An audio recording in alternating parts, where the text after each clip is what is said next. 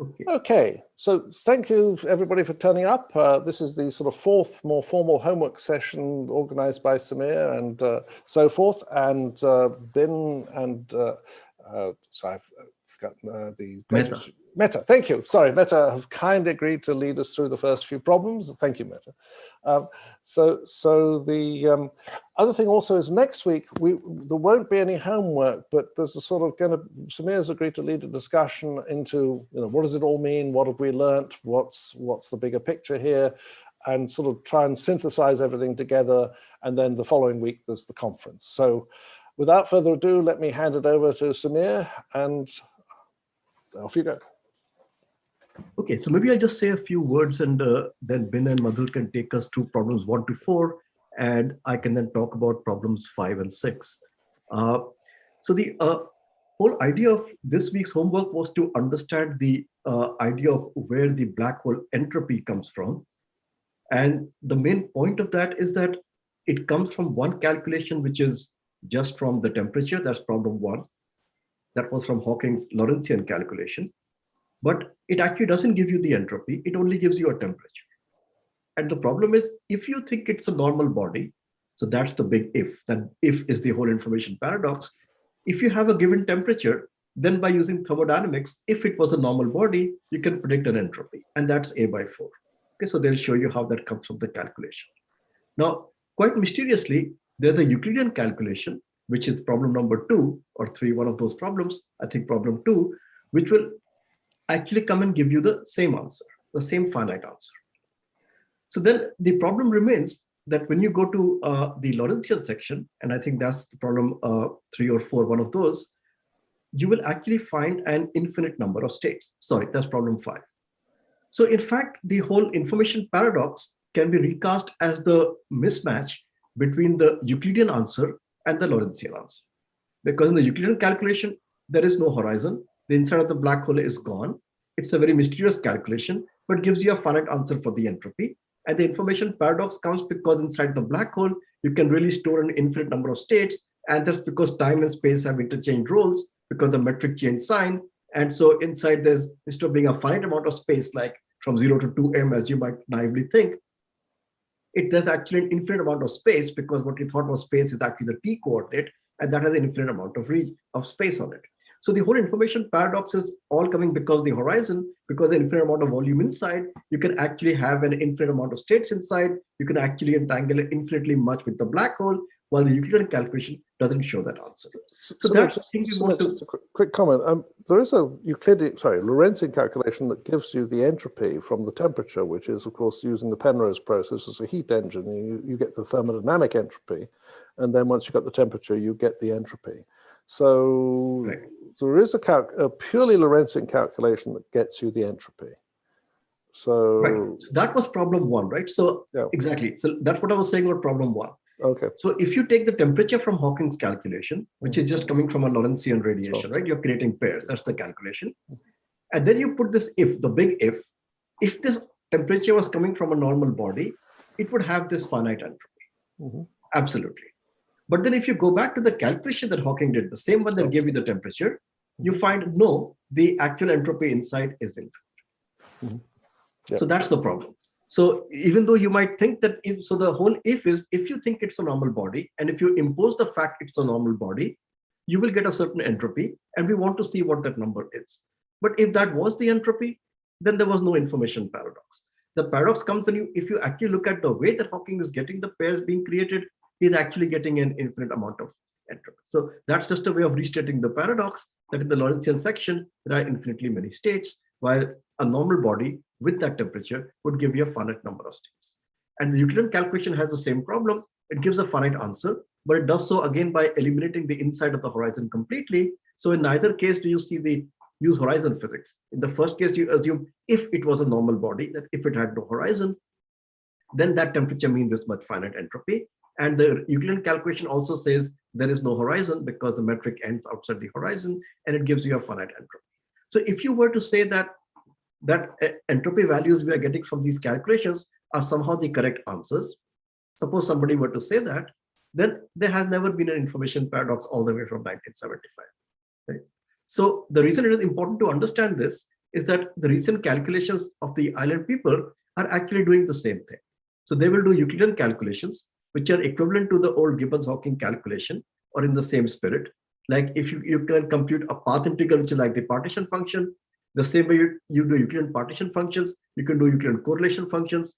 The same things can give you Euclidean entropies, or entanglement entropies, but all the calculations are always going to give you a finite answer. And so if you say that that finite answer is my answer, it is equal to saying that I never had a problem in the first place, because to see the problem, you have to go to the Lorentzian section and actually look at the infinite number of states, which is problem 5. You have to see the paradox that comes in problem number 5. But to understand why people are going in circles these days, we just have to understand what actually we know all the way back from 1975 with the Gibbons-Hawking entropy and other ways of getting the finite entropy, because that is the finiteness that people are seeing these days. So that's what this assignment is for. And so once we do this, we'll come back and collect the facts at the end and see that if you just say that, no, I insist this is a normal body, there has never been a paradox right from 1975. Okay, so let's go through the problems and we can discuss the physics again, unless somebody has questions for me right now.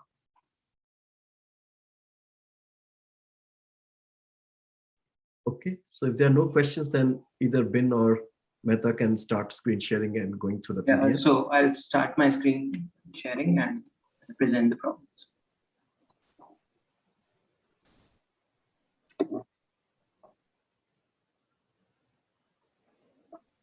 So the first problem assumes that we already have a temperature given from the Lorentzian calculation, and we need to find the entropy using this temperature for a body which is not a black hole. We assume that this is a normal piece of coal.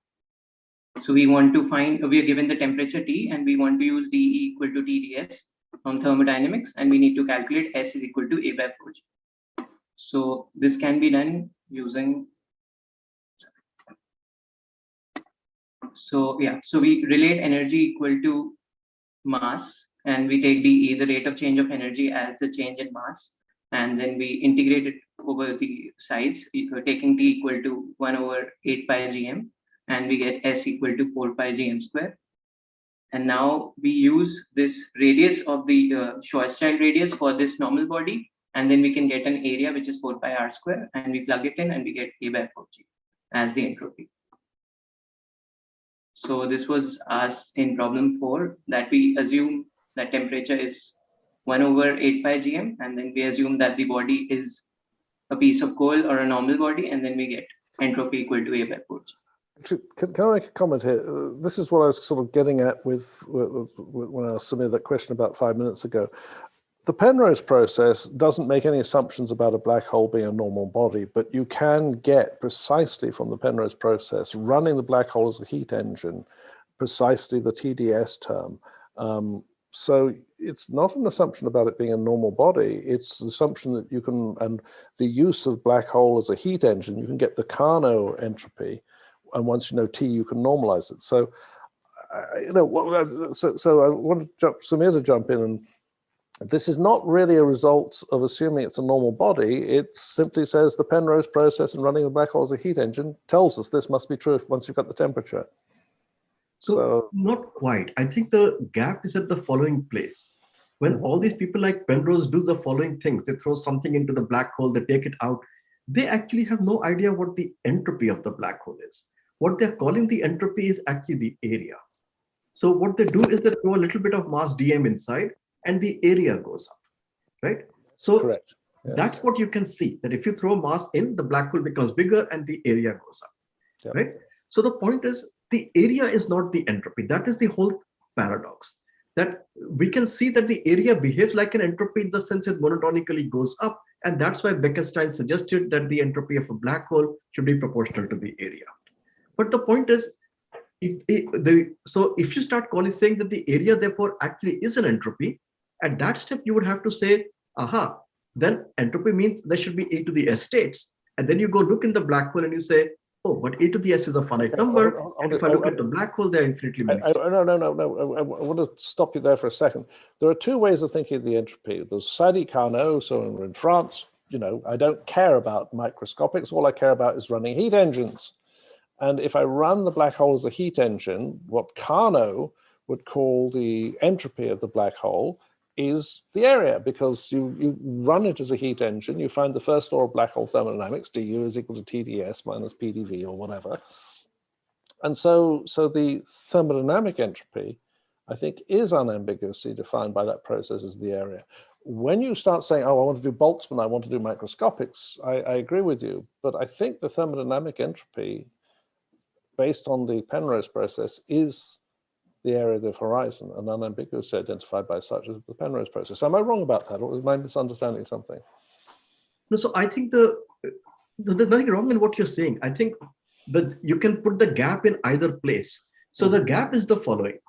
When you say entropy, let's say, suppose you are doing all the calculation that Penrose was doing. He has a black hole, a traditional black hole in front of him, no fuzzball, nothing. Right. And he can throw little pieces of gas into it.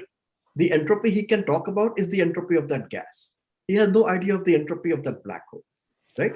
So hold on a sec. I want entropy. I don't care about microstructure. All I care about is the integral of dq over t. That's the entropy for Carnot. That's the entropy for the thermo. Before we had Boltzmann, before we even knew about Boltzmann constant, there was an entropy. It was the integral of dq over t. Absolutely.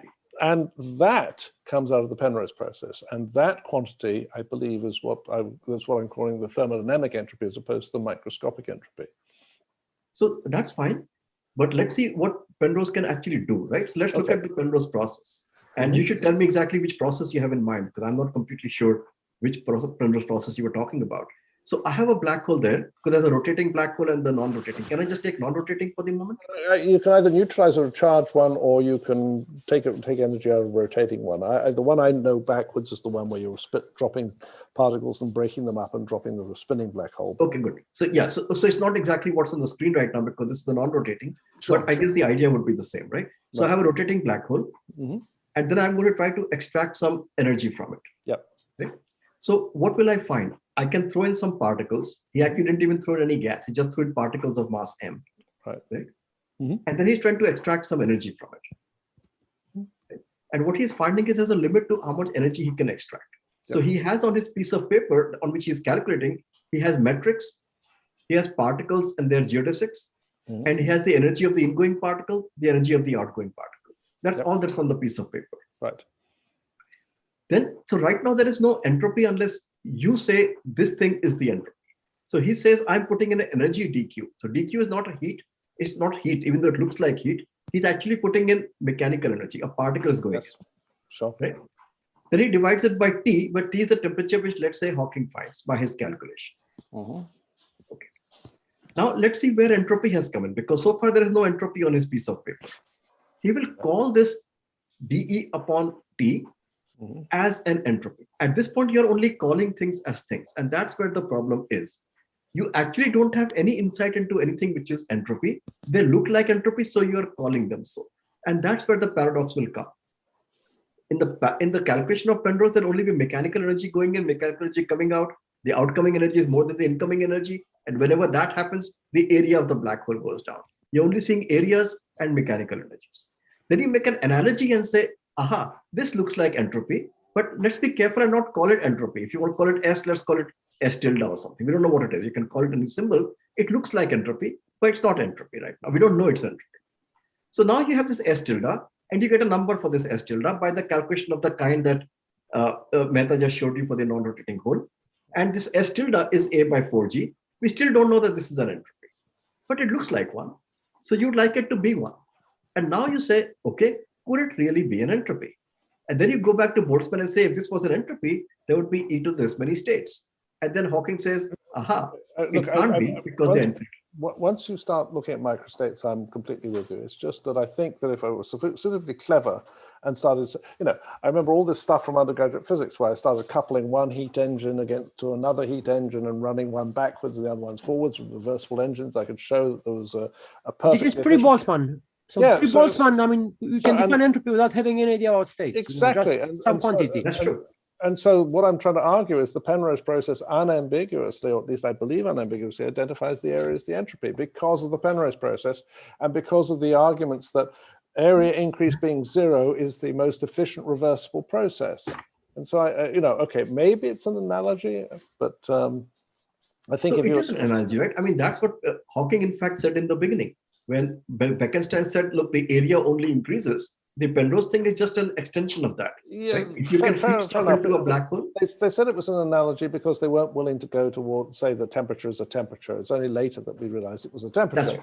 That's right. But as as a heat engine, if I was to go back to my first year physics class and I looked at running heat engines and looking at Carnot efficiencies of heat engines, I can define the notion of an entropy without ever talking about the microstructure. So that's fine. And I think nobody can stop you defining it, right? So but again, let me just see if you agree with this.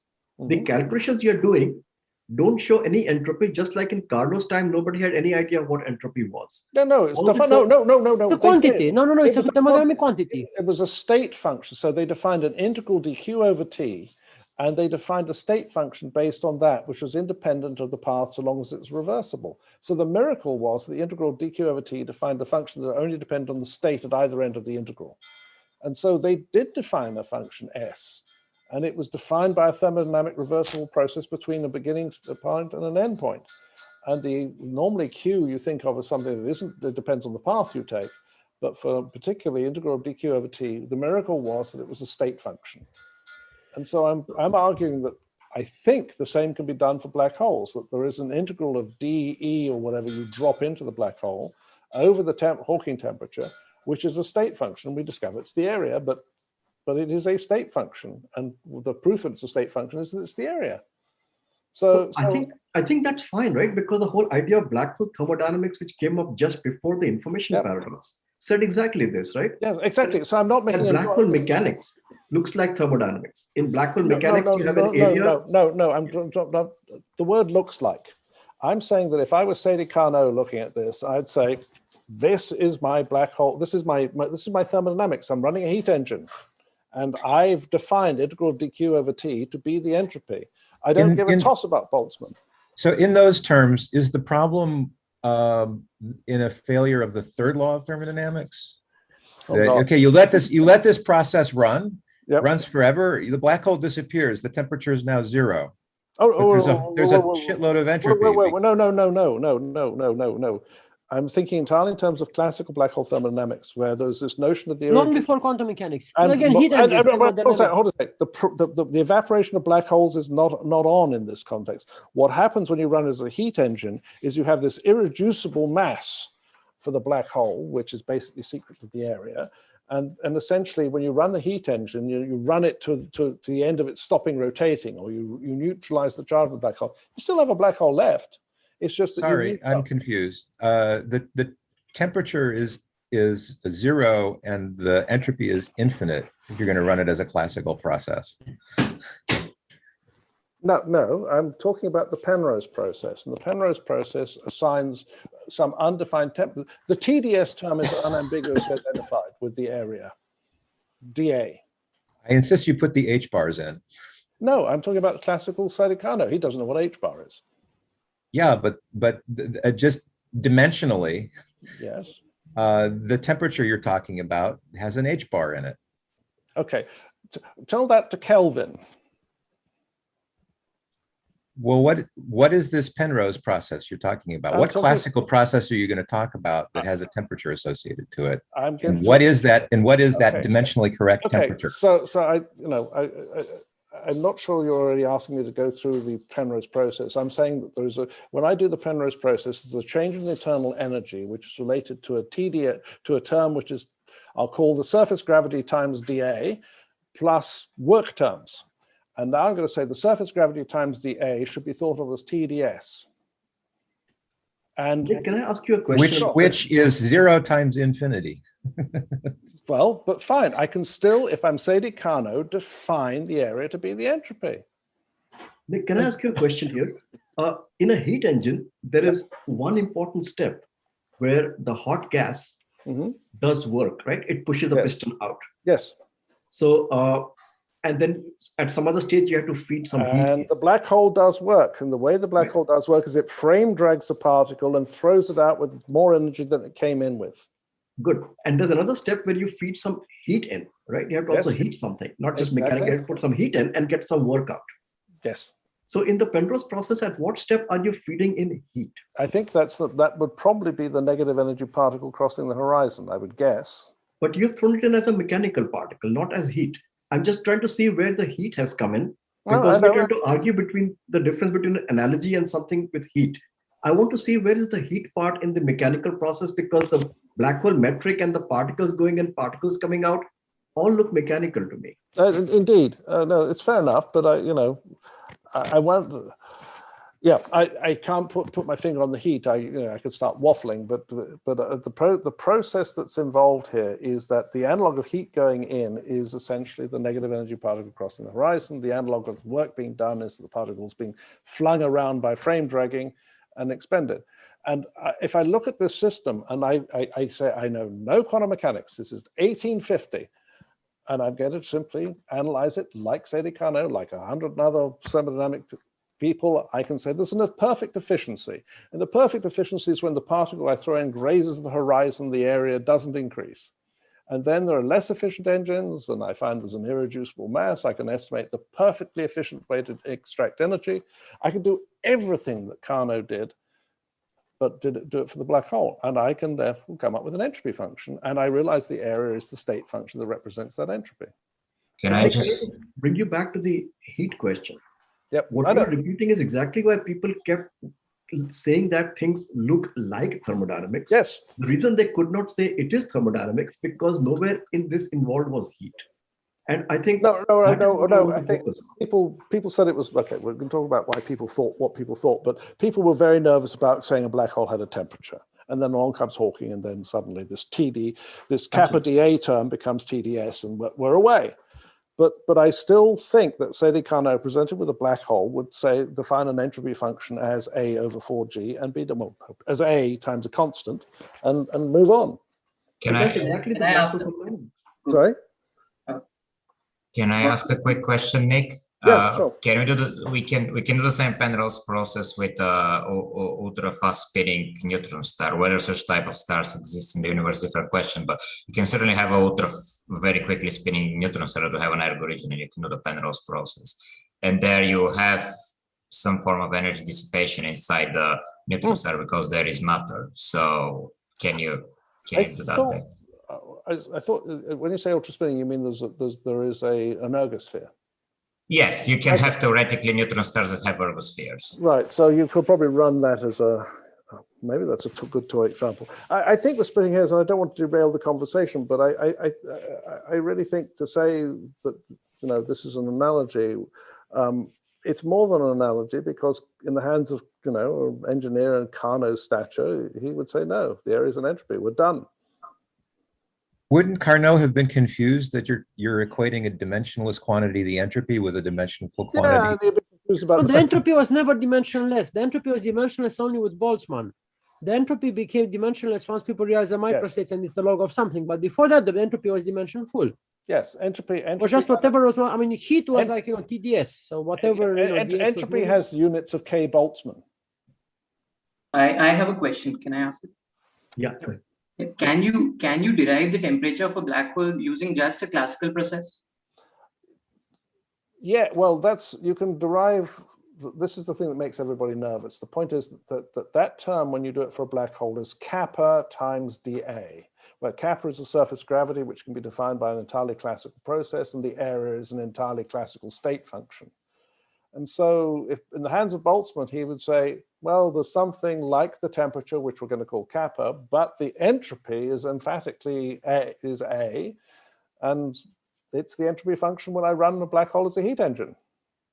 Aren't we running in a circular argument? Because when we define kappa dA, we've already assumed that dA would be something like ds. No, we haven't, because remember how Boltzmann came up, how Carnot came up with the idea of entropy. He found this state function, which is the integral of dq over t for thermodynamic processes. He also argued that there was a particular set of efficiencies for heat engines. The whole Penrose process is exactly what Carnot would have done with a black hole, run as an engine. Yeah. But Nick, as people were just commenting before, from all this classical stuff that Penrose did, you can only get kappa dA you cannot split that into the temperature. Indeed. I completely agree. Completely agree. But I believe intellectually the area would have been considered to be the entropy in some units or other. And the minute you've got Hawking's calculation, that you know exactly what to do. So I'm not disagreeing with any of that. But the mystery is in the Boltzmannification of this Carnot. So that is absolutely true. I mean, until you come to the fact of saying, is the entropy a count of states? That's the Boltzmann step, right? Right. So the paradox will come at the Boltzmann step. It's exactly. Indeed. That's all fine with I think that's fine with you as well, right? Yeah, absolutely. The paradox comes at the Boltzmann step. I was resisting you telling me that you didn't know that this was an entropy. And I was saying if you were Carnot, you would know that this is an entropy and you would move on. Okay, so I think the only thing I think it's the name entropy, whether it's entropy a la Boltzmann or entropy a la mechanics. Carnot. Sorry?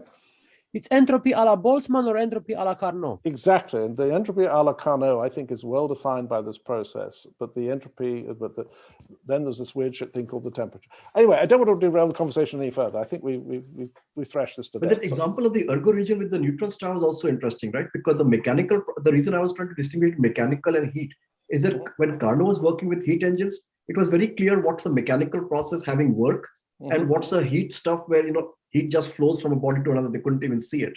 But in the whole Penrose process, either with the neutron star or with the black hole, you only have mechanical things. The other part of heat flow is not there. So if you try to go for what they used to call the first law, that heat is equal to work, that was actually the first law. Putting it in terms of TDS plus this actually came after people understood the idea of the second law and entropy. Historically, the idea was the mechanical equivalent of heat. That came first. There were two kinds of energy, heat and mechanics, and you could shuffle between them. Right. With black holes, you do not have the two kinds. You only see one kind. You send in mass, that's all you see. What is the other kind of heat flow that you can go from one to the other? So what's the analog of the Joule experiment where 1 calorie was 4.2 joules? Those two kinds of energy that people had come across, you don't see that with black holes. And that's why I was saying that the thermodynamics was not here.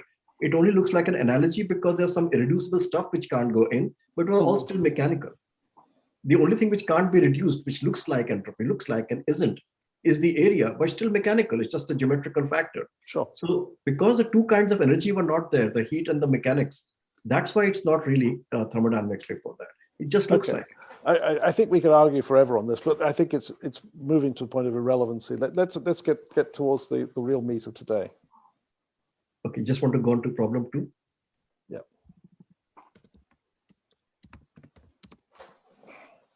So here in problem 2, we have to perform a Wick rotation of the Schwarzschild metric, and we have to derive inverse temperature in the Euclidean form, as opposed to the Lorentzian computation in first problem.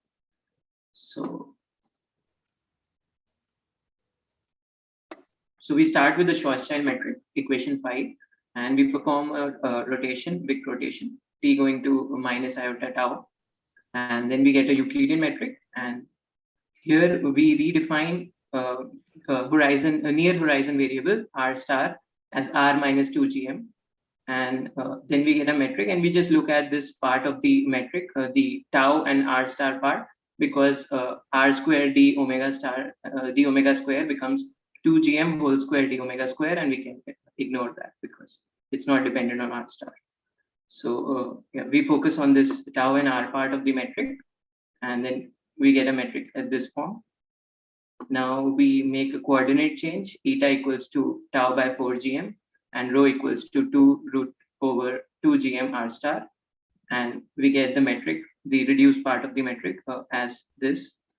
And now this contains a singularity at rho equals to 0, and we have to restrict the periodicity of eta, and we have to restrict it to 2 pi. So now this eta restriction or delta eta becomes 2 pi, and because delta tau was given as beta in the problem, so we equate delta eta equal to 2 pi, and then we get inverse temperature beta equal to 8 pi g.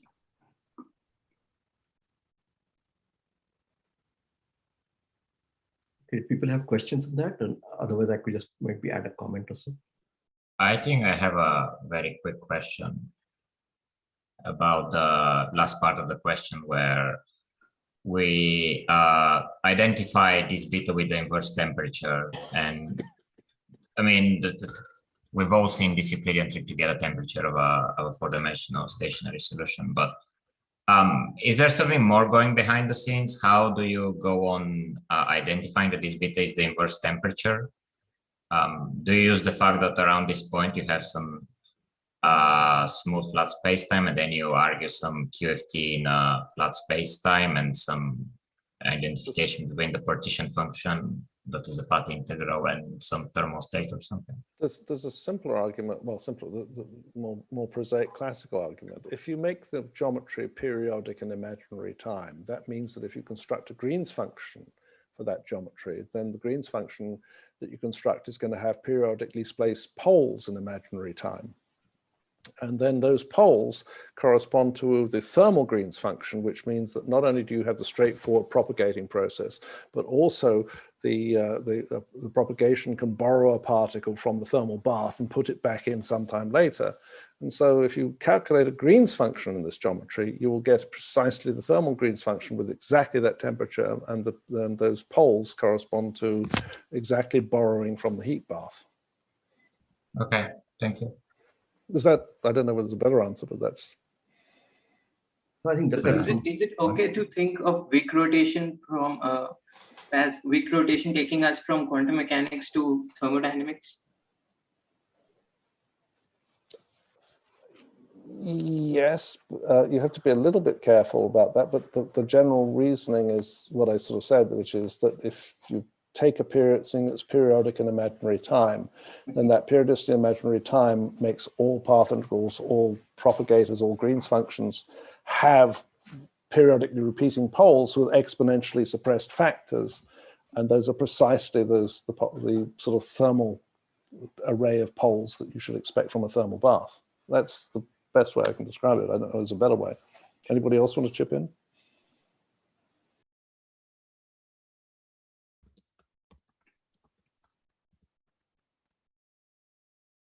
Okay, so if nobody has comments, maybe I can just, so that sounds fine. I think what Nick says is the point that, you know, every time we try to find, we go to the Euclidean section, you seem to find this periodicity, but you know that in statistical systems, if you want a thermal system at temperature, inverse temperature beta, you just take everything to be periodic with period beta in imaginary time, and you get the correct correlation function at temperature beta.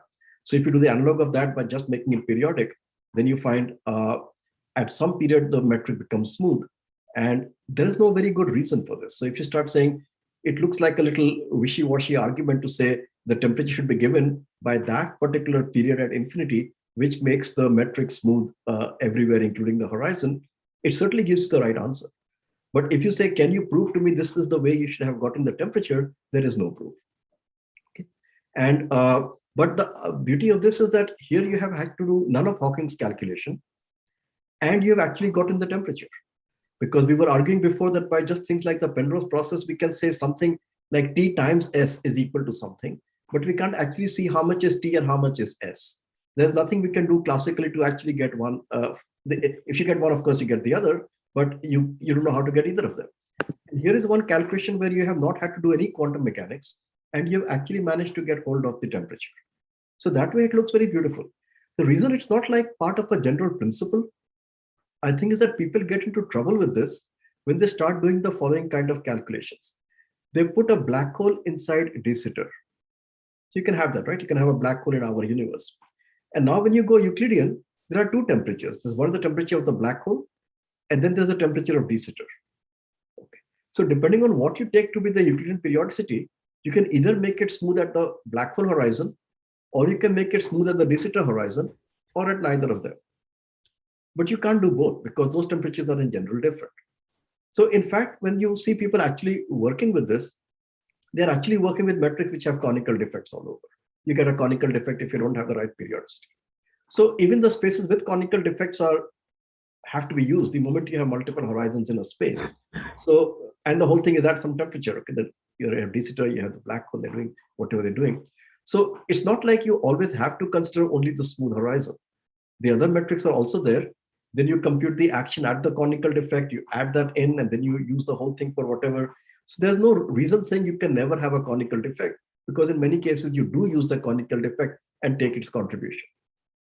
But still it looks plausible to say that if there's a completely smooth horizon, you have some kind of an instant on. You can put whatever words you want, but there is no good understanding of it.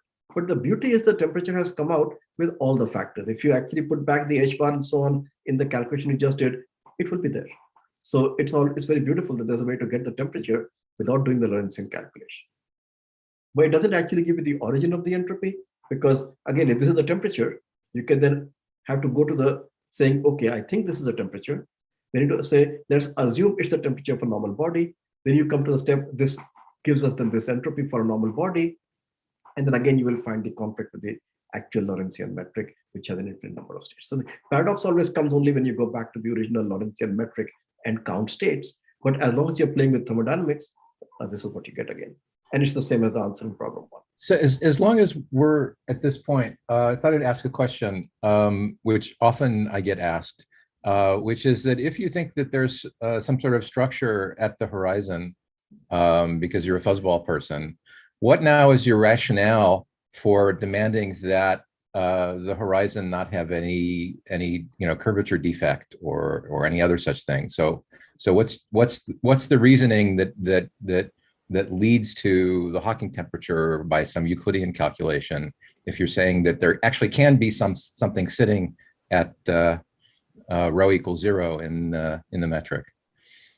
Yeah, so let me just pull up a paper. Can I just screen share a paper? I wrote a paper about this some time back, and I'm just trying to find out which one that was.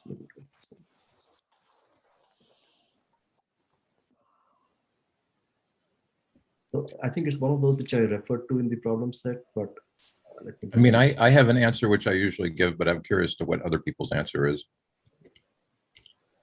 Okay, well, why don't you just give your answer, and then in the meantime, I'll try to screen share what I have. Well, I mean, so we still believe that whatever fuzzballs are, they yield gravity as an effective field theory, and so whatever you're doing is some modification which is going to be, within some kind of small distance from the from rho equals 0. Right. And so if you just excise that region and say that I allow myself to smoothly complete it using the effective field theory, then you're back to the gravity calculation. Yeah. So I think I'm going to say something similar. So can people see this screen share called fuzzballs and black hole thermodynamics? Yep. So indeed, you can see that I'm just drawing the the fuzzballs things pinching off near the horizon. Okay, very rough picture of the monopole. And so the idea was that, okay, here I summarize the Gibbons-Hawking kind of argument, which will actually show up in the next problem. And so the idea is that this picture is just puts into pictures what is said in this old article of Hawking, and is in the book where he has collected articles edited by Israel. And his argument was the following: you can do this in 2 channels. If you cut in the space-like direction and think of time, so you look at all the states on a space-like slice, go Euclidean, and do the partition function by going in a loop. That's how we do all partition function for all normal theories. And in that channel, in the x-axis, in the radial axis, on a space-like surface, you will see a fuzzball. Okay, so nothing funny. You just see all the fuzzball states. They go in a loop, and they give you some partition function by their own count. But then, now that you have this, you can also look in the other dual channel. Just like when we do a 2D CFT, we can compute the partition function either in this channel for a torus or in this channel for a torus. And you know that those comparing that is what gives you, for example, the Cardi formula, right? If you compute in this channel, you get all the count of states at a high temperature. If you do in this channel, you only see the vacuum, because if you took a very long cylinder, and so you get C by 24 from this channel, and you get the count of states from this, and that's how you get the Cardi formula. We'll do something similar. So if you go in this channel, we are counting all the fuzzballs. But if you now go in this other channel, then you get the in the other channel, it will just look like the vacuum. So just imagine doing the tau to minus 1 over tau, the way we equate the partition function for a torus in 2D CFT, but for a very small value of tau. For very small tau, there's very little suppression of the energy. So you get a lot of states running in this loop, in this thermal loop. But if you look in the cross channel, you only see the vacuum propagating. Okay? So if you say in the other channel, you have the vacuum. And so in figure A, you see the vacuum as a disk. So if you look in that channel, you have the vacuum in the boundary, and you come in and you just have a disk there. And then in figure B, you see the actual going around the loop. So you count all the states. So of course, these two have to be equal because they're just equal to doing the partition function in two different channels. And so then all you have to say is that if that vacuum in this channel actually corresponded to a smooth place, which is what happens in 2D CFT, right? So in 2D CFT, if you try to do the partition function for a disk, you can do it either by cutting the disk as in figure B over here, and then doing an integral like this, or you can do it in radial quantization, and then you will see nothing at the origin. And of course, they both have to give you the same answer. So the fuzzball calculation is like the one in B, and then the states on that dark line, horizontal line, are the fuzzballs. And if you do it in the other calculation, other section, you will just see the vacuum. So, but this is all still outside the horizon. But if you actually ask for what states give you the answer in figure A, they still have to be the non-trivial fuzzball states. They don't have horizons. Is this similar to what you were saying before? Yeah, I'm not sure how to, I mean, in CFT terms, indeed, in sort of ADS3 CFT2, yeah, this notion of the identity of the, identity operator in the dual channel in a Cardi-like calculation is more or less saying that gravity is the low energy effective field theory that governs the thermodynamics. Yeah. Because essentially the gravity sector is the Tower of Virasoro descendants, right? The ADS3 gravity is basically the Tower of Virasoro descendants on top of the identity. Yeah. And so yeah, I think it's closely related. Samir, in your picture, all these fuzzball states really lie at one end of that interval. They're not actually spread across. It's more, strikes me as more some kind of boundary field theory where you've got a lot of boundary excitations. That's absolutely right. And so it's as if you had a line segment with let's say a spin at r equals whatever the left end of that segment. Mm-hmm. And then you had, let's say, a spin with 1 million possible degrees of freedom. Right. So then suppose you want to do the path integral of that. So you would be doing something like figure B, but the 1 million bits will contribute. You'll get a 1 million times whatever you're weighting it by to the minus beta, right? But then when you do it in the other channel, you won't see this large number because that's exactly what happens in 2D CFT. In one channel, you see a very large number of states. In the other channel, you just see the identity propagating and you just see, q to the minus c by 24. And so that's, I think, the way that we are not seeing any states in the Gibbons-Hawking kind of calculation. It looks like the vacuum, but the vacuum is actually made of something which had a lot of degrees of freedom, right? Exactly as you say, right near the tip of that cigar. But I think so then I'd say that the calculation you'll be doing is the overlap integral between the vacuum and these complicated states. And then when you average over the fuzzball states, you just see something that looks like a vacuum to vacuum propagator, which I think is, Emil's. That's exactly what I'm saying too. It's not exactly averaging, it's like summing them over in a loop. So yeah, you sum them with e to the minus beta h or whatever. Yeah, exactly. Yeah, so that's the effect. But there kind of is an assumption, and this is what I was saying earlier, that there is no breakdown of the effective field theory anywhere in the Euclidean section. That's exactly right. So that there's nothing sitting at rho equals to 0, no singularity sitting at rho equals 0, which would signal some kind of breakdown of the effective field theory at the. That's what your colleagues from Chicago are saying, right? That's what? That's what your colleagues are saying. Your colleague from Chicago. Isn't this David Kutasov's point that when you do string theory on the cigar, there's a problem with the cigar, and all of a sudden there's stuff going at the tip of the cigar. Well, there is a string condensate which is sitting within a string length of the Euclidean horizon, but it doesn't affect the leading thermodynamic behavior. So if you ask, what is there some modification of, dE equals TdS, et cetera? The answer is no. It's the classical gravity answer plus corrections of order alpha prime relative to the curvature radius of the cigar. And so as long as the curvature of the radius of the cigar is small in string units, then those corrections are tiny. Mm-hmm. Even though that, yes, there is some fuzz sitting at the Euclidean horizon.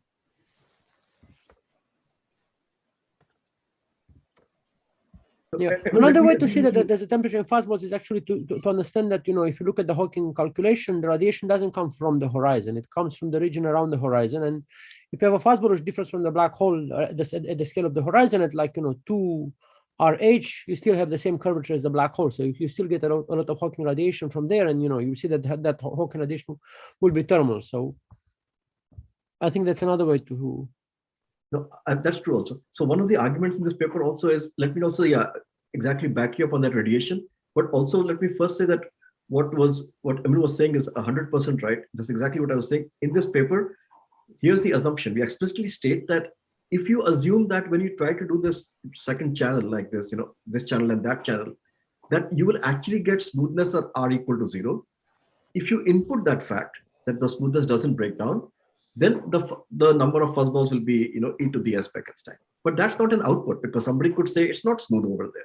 So all this paper was not actually trying to prove that the number of fuzzballs has to be e to the s Bekenstein. It was just saying that if you assume this particular smoothness at the horizon, then the number of fuzzballs has to be e to the s Bekenstein.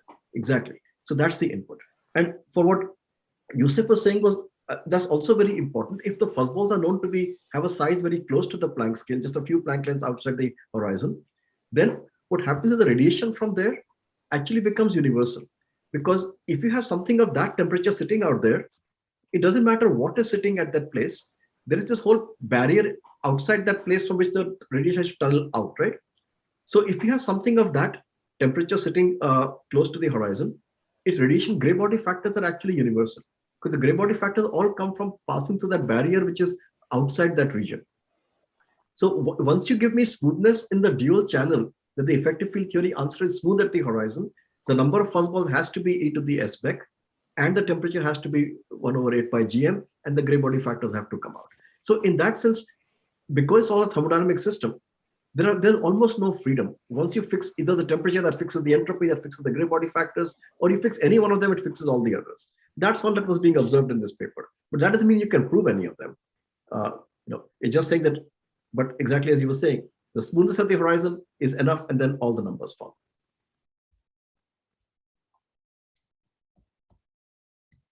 So this was to answer a question Mathur always asks. You make all the fuzzballs, but how would you know that they are going to be e to the s Beck of them? But that's an assumption. So the crucial assumption is that the geometry is smooth at rho equals 0. That is the absolutely input. Absolutely. If you want to prove, that's the input, and from that everything else flows. That's what I'm saying. So for example, for the 2 charge fuzzballs, you can make all of them, you count them, you find you have e to the s Beck of them. For 3 charge other fuzzballs, we can't yet make all of them, right? But if somebody says, if you haven't made all of them, how do you know there'll be e to the s Beck of them? All we are saying is, if you make the assumption, so that's the if, that in the dual channel, the thing will actually be smooth. So it's actually a smooth saddle point when you count them in the dual channel, then there will always be e to the s Beck of them. That's all that is. Is it possible to sort of check or quantify the smoothness, this smoothness assumption? How smooth should smooth be? Okay, so at the leading order in classical, there's not much to quantify, right? Because smooth is just that at the classical level, the curvature is order 1. I mean, order 1 means beyond the classical level, when the fuzzballs start to become resolved. So that will be a few Planck lengths there, and that structure you're not going to see at this scale, right? So just imagine again 2D CFT, right? In one channel, it's very hot. You're seeing lots of very complicated tests running if you have taken a very thin and long torus. In the other channel, only the identity propagates. So the question is, what is that very smooth identity you're seeing propagating in the other channel? What does it look like such a simple state? And it's only a question of that you're cutting a very complicated state in a different channel and start looking very smooth. But it's sort of like assuming in a 2D CFT that the ground state of that CFT has h equal to 0, it's the identity and it's the smooth plane. Now, we always assume that, but somebody could say it's not true, right? You could make a CFT where the ground state is actually, the lowest energy state is not h equals 0. You have CFT where the ground state is a negative energy, right? These are non-unitary CFTs. And so if you do that, you say about the degeneracy, because if you only say about energy, you're not saying anything about degeneracy, right? About the what? About degeneracy. There are 2 issues here. First is the energy. Yes. Then there's the degeneracy. What is new here is that there's a degeneracy, not that so much that there's the special value of the energy, right? That's right. But the beauty of the two channels of the Cardi formula is that one gives the other, right? In one channel of the partition function, you count the degeneracy because all the states are circulating on a small circle. In the other channel, you only see the ground state energy, and that gives you the answer. The ground state energy is minus C by 24. So is it true that this assumption means that where you're actually calculating the energy, you are assuming asymptotic flatness, which means a unique ground state? Yes, I'm assuming asymptotic flatness, and I'm also assuming the smoothness at the horizon, right? So assuming that the asymptotic flatness, smoothness, horizon, these are qualitative stuff you can say you're putting in, but what's coming out is a quantitative number, which is the same beauty of the Cardi formula. You put in modular invariance, which is a qualitative statement, and out comes a degeneracy of states. So it's exactly the same kind of spirit.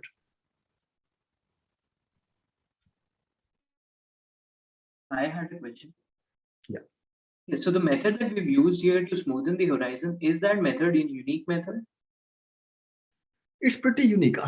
But the closest, as I said, is what I can see in the 2D CFT, where you assume the identity propagates in the horizon in the channel. But something closing off like a cigar, I've never seen that anywhere else. And nobody has. It's completely unique. And nobody understands it. Because if we have another way to smoothen the horizon, we'll get another temperature. What would that correspond to? So I don't think we don't know another horizon, but for example, when there are outer and inner horizons, you can also compare temperature at the inner horizon. You can also get an entropy for the inner horizon by doing that. So people do these things. What does that entropy mean? So nobody has understood that. So, this is more like a game, right? We don't understand why this worked. So that's why there are many other cases that we don't know what it means, because you can do it for de Sitter space, do the same logic, and you get an entropy for de Sitter space. And then if you ask people, what does that entropy mean? Then people keep scratching their heads, because in de Sitter space, you just have the vacuum, it's just one state. So if somebody asks, what are you counting? Well, that time you don't know. At least for black holes, you can say, I'm counting the Strominger-Vafa count of states, right? The actual microstates. For the de Sitter, we don't even know that. So that's why this game is really a game. It's very mysterious. And if you keep pushing this game, you're sort of pushing something that you don't know. And so I think putting too much weight on this, which we'll see when we come back to Ireland, they're putting their weight on trying to use this to say something. But then you end up going in a circle, because this is the same Gibbons Hawking we've always had. For the inner horizon of a charged or rotating black hole, there's some formal answer you can give, which is that you can have an observer who's time-like sitting inside the inner horizon, at least in classical GR, sitting inside the inner horizon, traveling some time-like trajectory, who never hits the singularity. So such an observer could be static with respect to the inner horizon sitting inside it. And so if you Wick rotate the geometry that they see, then you get this same calculation, and you get the temperature and the entropy of the inner horizon. Right. So that's actually what was on my mind as well. So from this two-channel computation, then what would be your interpretation of the perspective of an infalling observer at a Planck distance from the horizon? So I understand the two channels give you, an understanding of why you can associate temperature near the horizon, right, and map it, but a more physical process of an observer actually hovering near the horizon.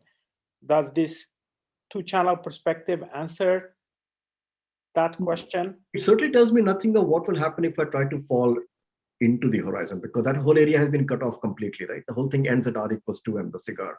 It certainly tells me nothing about an infalling observer, because once you've gone Euclidean, time dependence as a function of real time is gone. Right? Once you're doing this, the partition function e to the minus beta h summed over all states, I cannot do any time dependence with this. I can only compute equilibrium averages as partition functions. So if you ask a dynamical question of what somebody will see, it's all already out of the window. Because even in normal StatMech, once you do the Euclidean partition function, you can't do anything. You have to go back to real-time formalism to actually get anything. I understand, but then from that connection in StatMech, the connection of the equilibrium to the dynamics is through basically ergodicity, through evolution, time evolution, through something like a Langevin evolution stochastically. So do you have an understanding of the dynamics of fuzzballs as sort of a chaotic process that sort of, if you were to average over, it gives you the right perspective of an infalling observer in real time? So I don't have that understanding. What the infalling observer will do, I'll try to study that under this thing called fuzzball complementarity, but it's a little different. So let me just keep it aside for the moment, but we can separately talk about that. But this much is clear, right? If you think the fuzzballs are just a bunch of ordinary, like a piece of coal, all the other things are normal. It'll like, there'll be chaos, everything will be randomized, it'll all be ergodicized. All those things are true. The second statement that you made is completely different from that. That will that somehow average out to give you the impression of a guy freely falling into the black hole? And I think there the answer is no.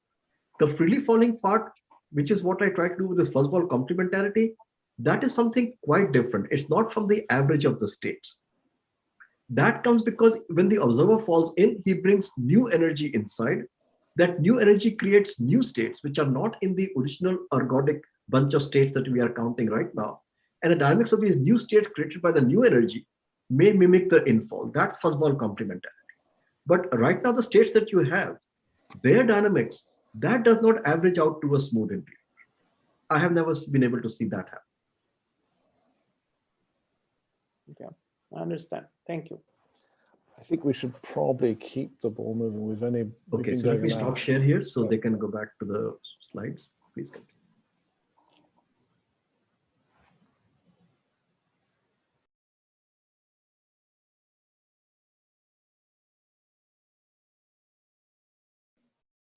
Okay, so I will explain the question 3. So in this question, we will need to compute the Euclidean action of the black hole. So we start with the Euclidean action.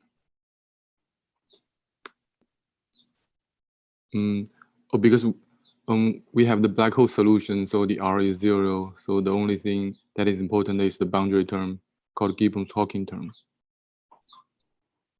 So let's first compute this part of the Gibbons-Hawking term. And this K0 is so-called counter term. We will determine that later. Okay. So we have the metric here. And let's first let's look at the boundary of this black hole. The boundary, for example, we set at very large R0. And we can compute the area of this boundary. So that's a surface at a constant R. So we compute the reduced matrix is just this part, the time part and the omega part. And then we have the area of this boundary. So the usual area of a sphere and this factor from the d tau. And then we have the range of the d tau, delta tau. So we can get area of this boundary. And the Gibbons-Hawking term can be computed by just changing in this setup, we can change around the norm direction, which is R direction, and look at the change of the area to compute this term. And from the metric, we can see we can normalize the R direction, and the end looks like this one. And we can put here to compute the derivative around the R direction. And use this computation and take the large R limit, we can get the answer for this term. And then we set R equals to R0, we get the Gibbons-Hawking term at R equals 0. You can see as R becomes larger and large, this term diverges. But you may qualitatively say this term comes from the one here. So that's looks like a result from flat space-time. So we have to use a counter term to cancel this part. Okay. So now let's determine the counter term. So the way to determine counter term is we first embed the induced. So we look at the induced metric at the boundary.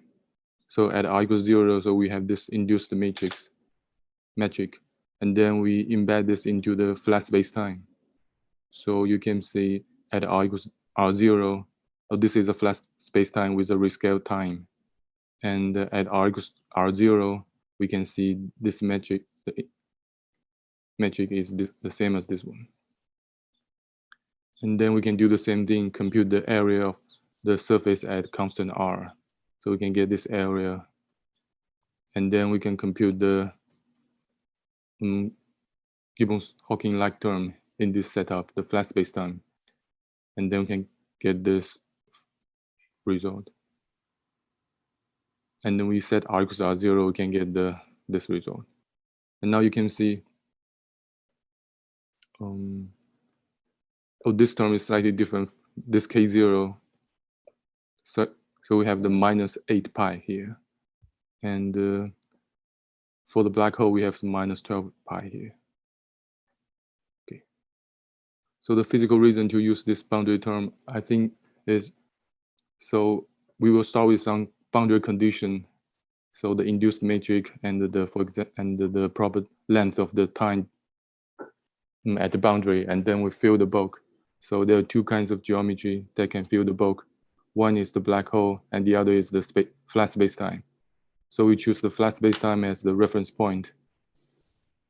So that's this value. So we will compute the action relative to this point. So that's the reason we make this subtraction. Okay. Okay, maybe, let's go. So after we make this subtraction, we get this value, and we can compute the action is 4 pi gm squared. Okay. Oh, is there any questions?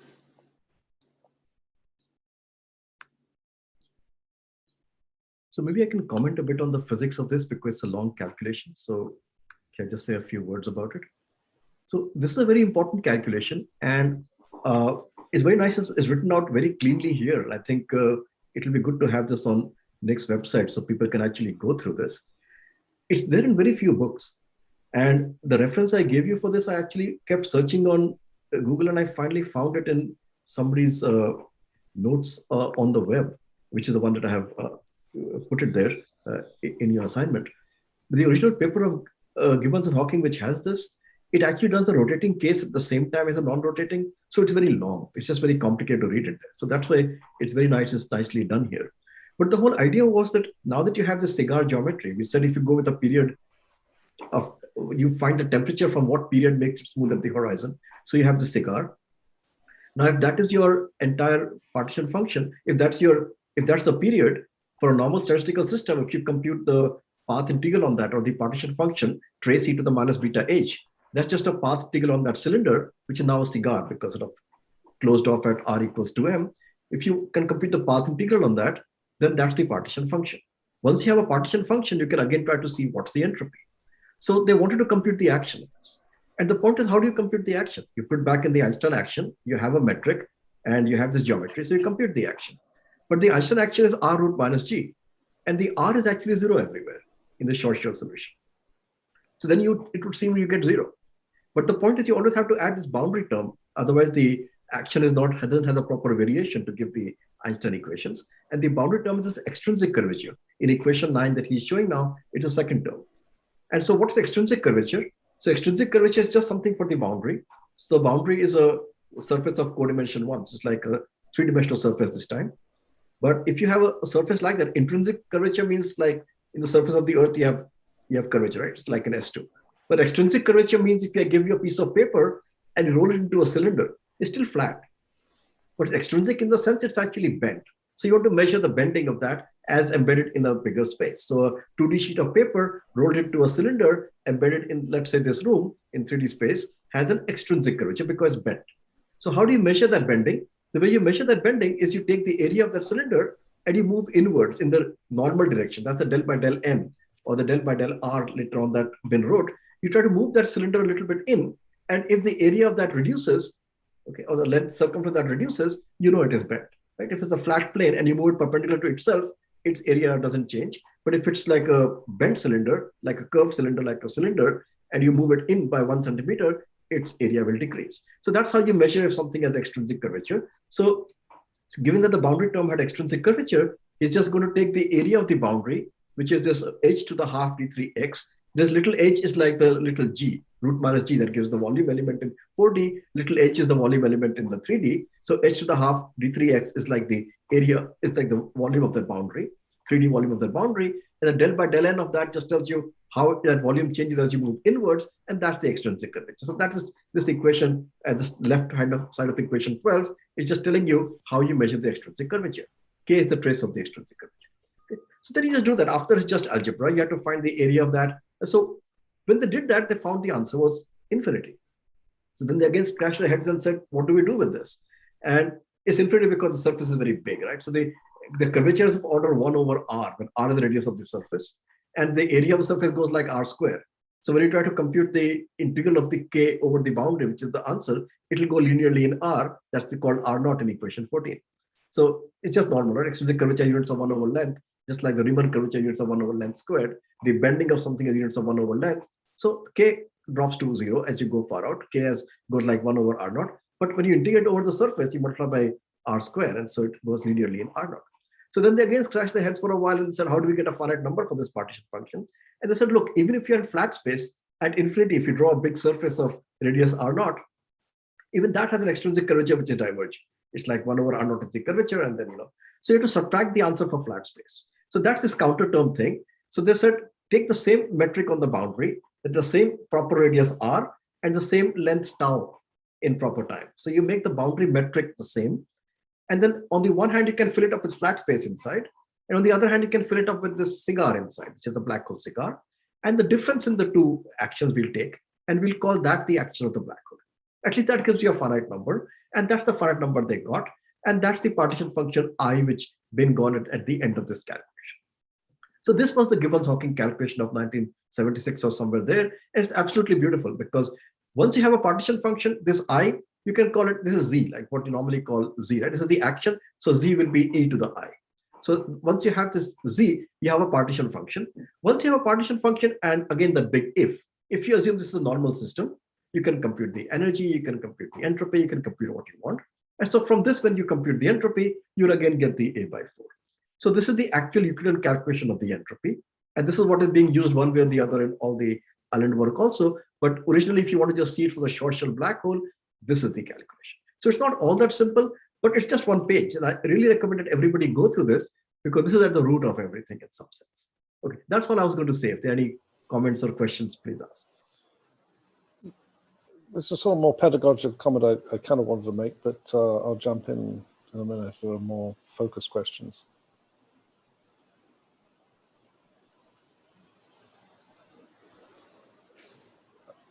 Okay, so can you scroll back to the Gibbons-Hawking term? This is something that I think is often neglected in quantum field theory, but it's kind of important to remember that when you do a variation of classical action, you always throw away stuff at the boundary. There's always a total derivative that you say, I've got to assume boundary conditions that kill this off.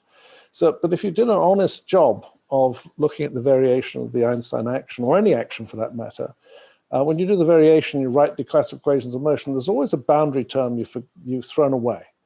And the whole point is the honest action is the one whose variation gives you on the money the appropriate equations of motion here, the Einstein equations, and nothing else.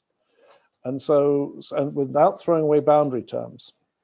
And if you ask yourself, okay, I want to make an action on the boundary that exactly cancels the boundary terms that I've tried to throw away, then you unambiguously wind up with this curvature term at the boundary. And this is a very general phenomenon in field theory. In particular, it's at the root of all sorts of things like holographic renormalization. It's at the root of boundary field theory. You can actually introduce all sorts of really cool and interesting boundary interactions or boundary counter terms. So the collecting of boundary terms is actually an often neglected, but I think rather important thing when it comes to boundary field theories, and also when it comes to calculating the holographic renormalization. That's when you really, really need to do this. So in fact, the honest answer here is that 9, without the k naught, just with the k, is the honest Einstein action, in the sense of if you do the variation of that action, you'll get delta G times Einstein tensor and nothing else without any boundary terms being thrown away. And that's how you calculate that extra term. Sorry, I wanted to make that speech. Yeah, no, that's very important because, and the fact that that gives infinity, and then they had to go and put this k naught. Yeah, but that's also the story also related to the issue of when you do holographic renormalization, you collect the boundary terms, you find some of them are infinite, you have to introduce these extra counter terms and so forth. So this is actually sort of one of the earliest examples of exactly this whole idea of holographic renormalization on boundaries. Right, that's very useful.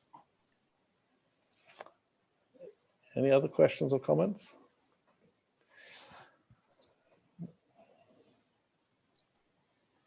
So maybe the next problem.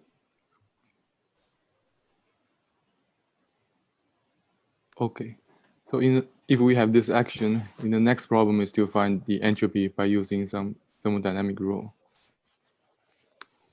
So we can first compute this free energy, the log of the partition function, and we get this minus I, so minus 4 pi gm square. And then we can compute the average of the energy, which by using this log of partition function, and then we can get the mass m. So it's consistent with understanding that the m is the mass of that system. And to compute entropy, so just remind you, the partition function have the usual minus e to the minus beta e and another entropy enhanced factor. So the log z is actually this one. And we put log z is minus 4 pi gm square, and the important part is the beta is 8 pi gm square. So you can see the difference between the log z and the beta e gives you a non-zero entropy. Okay, and this, if you look at the flat spacetime, so the reason you have this non-zero entropy is you have a topology change at the r equals to 2m if you compare the black hole Euclidean black hole geometry to the flat spacetime. If you look at any fuzzball, a toy model fuzzball or flat spacetime, you will get minus 8 pi gm square here, and you will get 0 entropy. So you can see this S comes from a topology change at the center. Okay, so that's described in this paper. That's the same paper I'd already put up there. Yes. That older paper of mine, but I was just trying to review Hawking's ideas.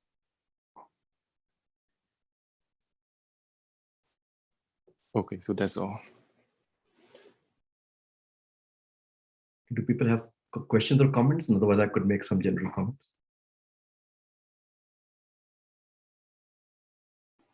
How do you put your finger on precisely the calculation produces comes from the topology change? If I put a delta function of curvature or something in there, can I see that that's exactly what you would get?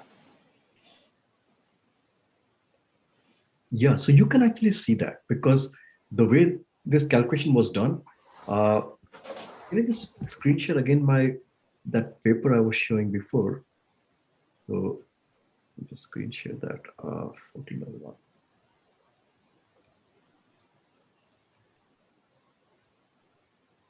So this is again the idea in that Hawking paper that suppose you do the partition, the path integral in the forward direction, like around this. So it's e to the minus beta e times the number of states, and every state contributes in this channel. And it's true that the whole fuzzball details are right at this black dot here. Nothing much here. So if you're doing that, you get an answer.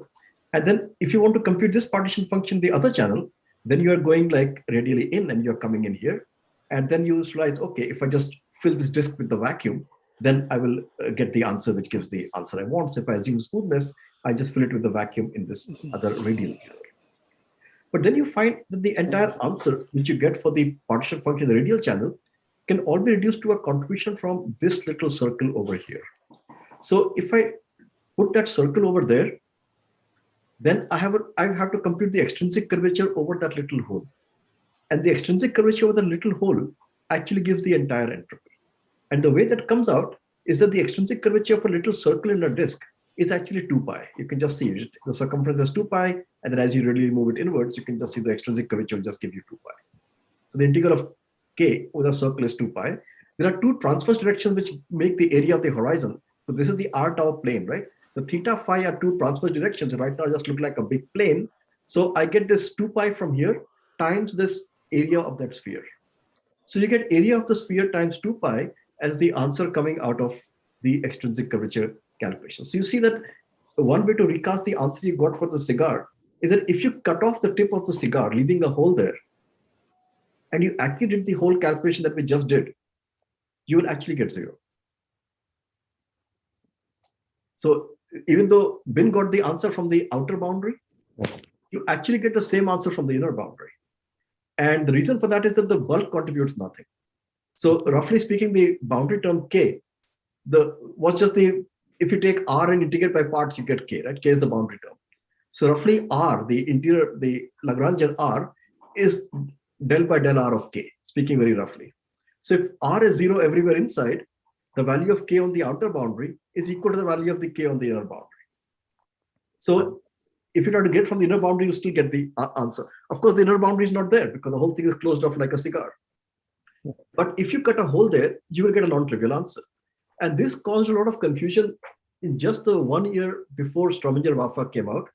There were some papers of Gibbons and maybe Horowitz was involved, I'm not sure, but they were arguing that extremal black holes have 0 entropy. And the reason was that extremal black holes, the geometry doesn't cap off at the end because the period beta is infinite. So it's a little order of limits thing, right? Should you say that the cigar is closed or not closed? So they said it was not closed. And then they got the answer that the entropy of the external black hole was 0.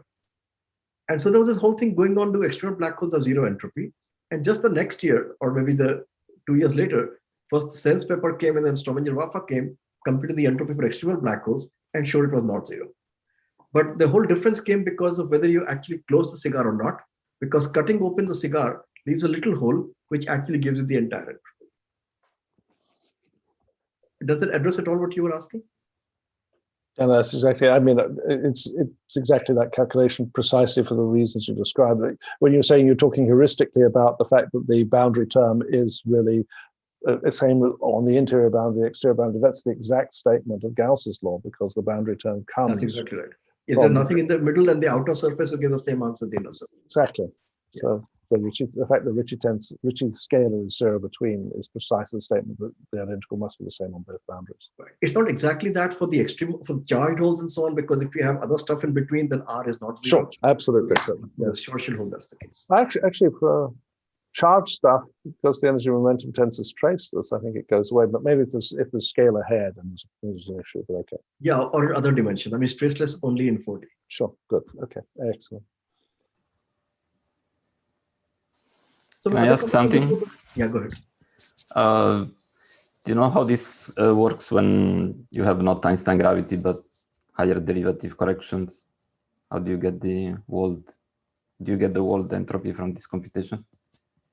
So you do. In fact, there are 3 papers of Ward and Iyer. There's some very nice 3 papers of Ward and Iyer from around 1994, and where he derives his Ward entropy from scratch. And in the third of those papers, he does a comparison of his derivation of Ward entropy with all the other ways of doing it, which include, one of them is the Euclidean derivation. So if you look at the last part of the third Iyer and Ward paper, Iyer is IYER, the third Iyer and Ward paper around 94, then he will actually show you how the same answer comes from 3 different derivations, one of which is actually the Euclidean cigar. So for a general Lagrangian, arbitrary Lagrangian, he will show you. I don't know in what detail he does that, but he does say that all the methods give the same answer, and he will try to give you a reason for that. And presumably in world gravity, there's just a more complicated boundary term, or is that the point? Yeah, I mean, the way Wald goes, his Wald entropy was, he just said, I have a general Lagrangian, I don't care what it is. And then just integrate by parts, and then the boundary term satisfies the first law. That's the spirit of the Wald argument. Yeah, and then, the same thing comes up to Euclidean, same thing comes up with everything. And so he's trying to argue that, the answer, there's not multiple different answers you can get. Sure. And in fact, if you look at what Ashok Sen has been doing, he basically does the Wald entropy and basically by this kind of method. And he indeed gets the same answer as Wald. Okay, in the interest of sort of trying to finish by 5 or so, I think we should move on. So maybe I'll just make one more comment on this thing that Ben just said. So when you do a partition function, the whole thing going on in here is that there are two things in a path integral, right? You have e to the minus beta e suppression. So let's say all the states are roughly peaking at the same energy. So there's e to the minus beta e. And then there are many states with the same energy. That's where the entropy comes from. So the whole partition function, you can crudely think of as some number n, the degeneracy of states, times e to the minus beta e, where e is the energy of states. That's all. The number of states you can write as e to the power s, where s is the entropy. So you get e to the power s minus beta e. That's the partition function. And so all that Ben showed in the last problem was the partition function you get from the path integral, the action. And so the action, if you take the log of that, you get z. Okay. So you take the expression that you get z. So after you did the whole Gibbons-Hawking cigar and the action for that, he just took the expression that and said that's my z. And that z should be equal to the number of states n times e to the minus beta times the energy, or e to the power s minus beta e. And so then that's just a basic law, that the log of z, which is the free energy, is e minus ts. So basically, once you have the path integral from problem 3, that's the log of z. Once you have log z, the free energy is minus kt log z. You're just using f equals e minus ts. All the relations that Ben was showing you are just ordinary thermodynamics. F is e minus ts, e is just the mass, f the free energy he got as log z, which he got from the path integral problem 3, and so there is your s. So all he's doing is he's just grabbing the s out of f equals e minus ts. F comes from log z, and the e is just the mass. So that's all that was going on in the previous problem, and this really concludes the derivation in the Gibbons-Hawking paper. The path integral was the first part, but to extract the actual entropy from it, that was the second part. So I hope that's clear. And if there are any questions that you should please ask, because that's sort of 3 and 4 really made up one problem.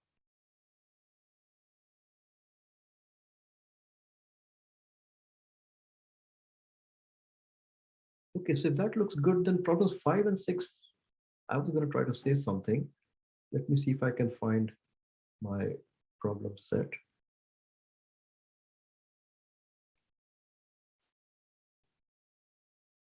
Problem set. Second to find it.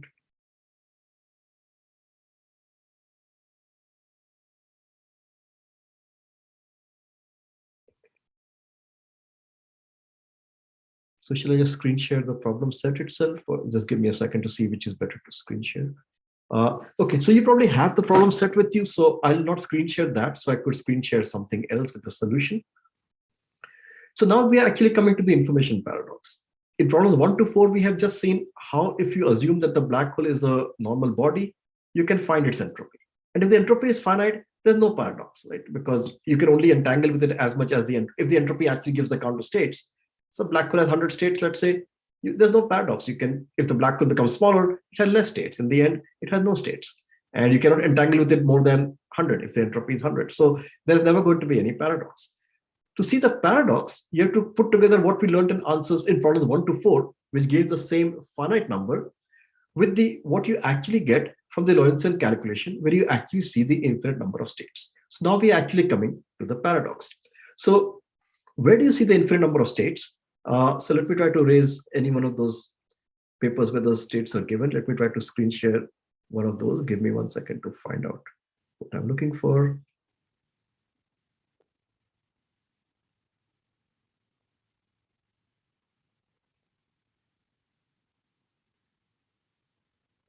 So let's screen share this. Give me a second.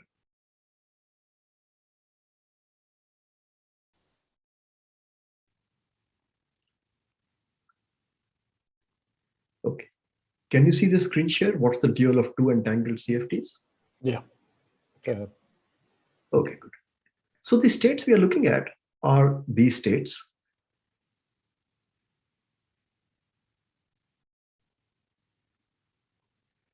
So let's get back to the Schwarzschild metric. That's in equation 9. So we all know that. Then in that Schwarzschild metric, we have saw that in Eddington-Finkelstein coordinates, we can draw R on this axis and the Eddington-Finkelstein coordinate U on this axis. And then the space-like slices look like the following. They look like T equal to constant, let's say from R equals 4m to infinity, but inside the black hole, they become R equal to constant. And then at a later time, you draw the T equal to constant part the same way, but the r equal to constant part has become longer, and the stretching of slices is what was creating the entangled pairs. So then the entangled pairs were being created as in the figure 5b, and the outside members are going like this, and the inside members are these A1, this C1, C2, which I have drawn over here. So C1 is entangled with B1, C2 is entangled with B2. And now what you can keep doing is you can keep filling the black hole at the same rate at which it is evaporating. So the quanta which fall in, they are being called A1 and A2. So what we are going to see is, as the next problem is going to show us, or maybe the later part of the same problem, I think is going to show us that the particles A1, A2, and so on, they actually have positive energy, and particles C1, C2 have negative energy. We are already familiar with the fact that the particles C1, C2, which are the infalling members of the pairs whose outer members are B1, B2, B1, B2 have positive energy, C1, C2 have negative energy. We already know that. But if you throw something into the black hole from outside, well, that has positive energy, right? Because energy is conserved along the track of what's falling in. So if you throw something in, well, that will have positive energy. So those guys are called A1, A2. Okay. So you can see that what is actually happening is that now that if you look at this slice r equal to constant, let's take it to be r equal to m. So it's nowhere near the horizon, nowhere near the singularity, just a nice little slice over there, but very long as you want to make it. Then on that, you can put slices which have, now this is space inside this horizon, this direction is space, and this direction inwards is time. So this is a space-like slice. And so on a space-like slice, obviously you can have particles going left, particles going right. And that's what you have. A1, C1, A2, C2 are left going, right going, left going, right going. As seen from infinity though, because space and time have interchanged roles, C1 and C2 have negative energy, A1 and A2 have positive energy. So this is the whole problem, because you can make the slice as big as you want. And once we become comfortable with the fact that these have alternatively positive and negative energy, and that connection we will see in a different screen share, which I will do.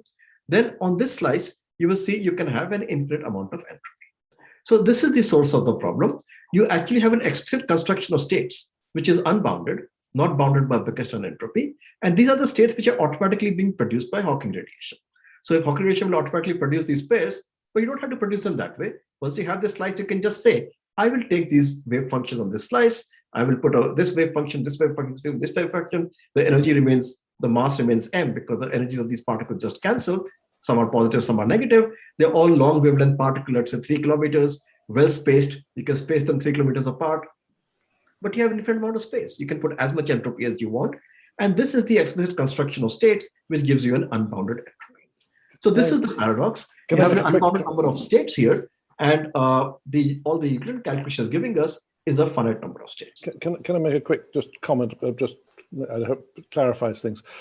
The point is that the time-like killing vector infinity with which you measure energy has become space-like inside, and so it's DDT is a tangent, a spatial tangent to the surface, and so therefore anything that is right moving, I'll define to be something that's going in the direction of DDT, and anything that's left moving is anti-DDT, but those have positive and negative energy. So the energy of a state comes down to being a really simple concept. Are you right or left moving with respect to the tangent vector DDT, which is now a space-like vector?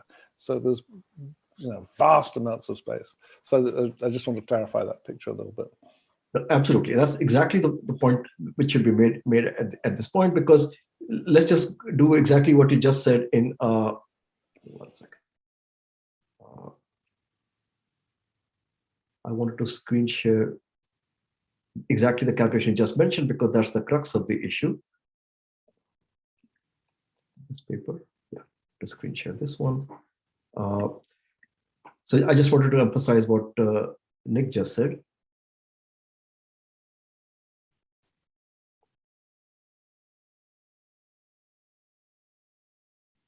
Sorry about this. I have so many things open here that I'm not able to find. Okay.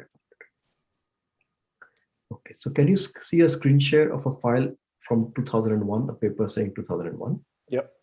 So this is again the same picture, and you can see there are left moving and right moving things. And exactly as Nick said, the way you measure energy as seen from infinity, locally the energy always has to be positive, right? Because just a local piece of a space-time, so locally it will always be positive.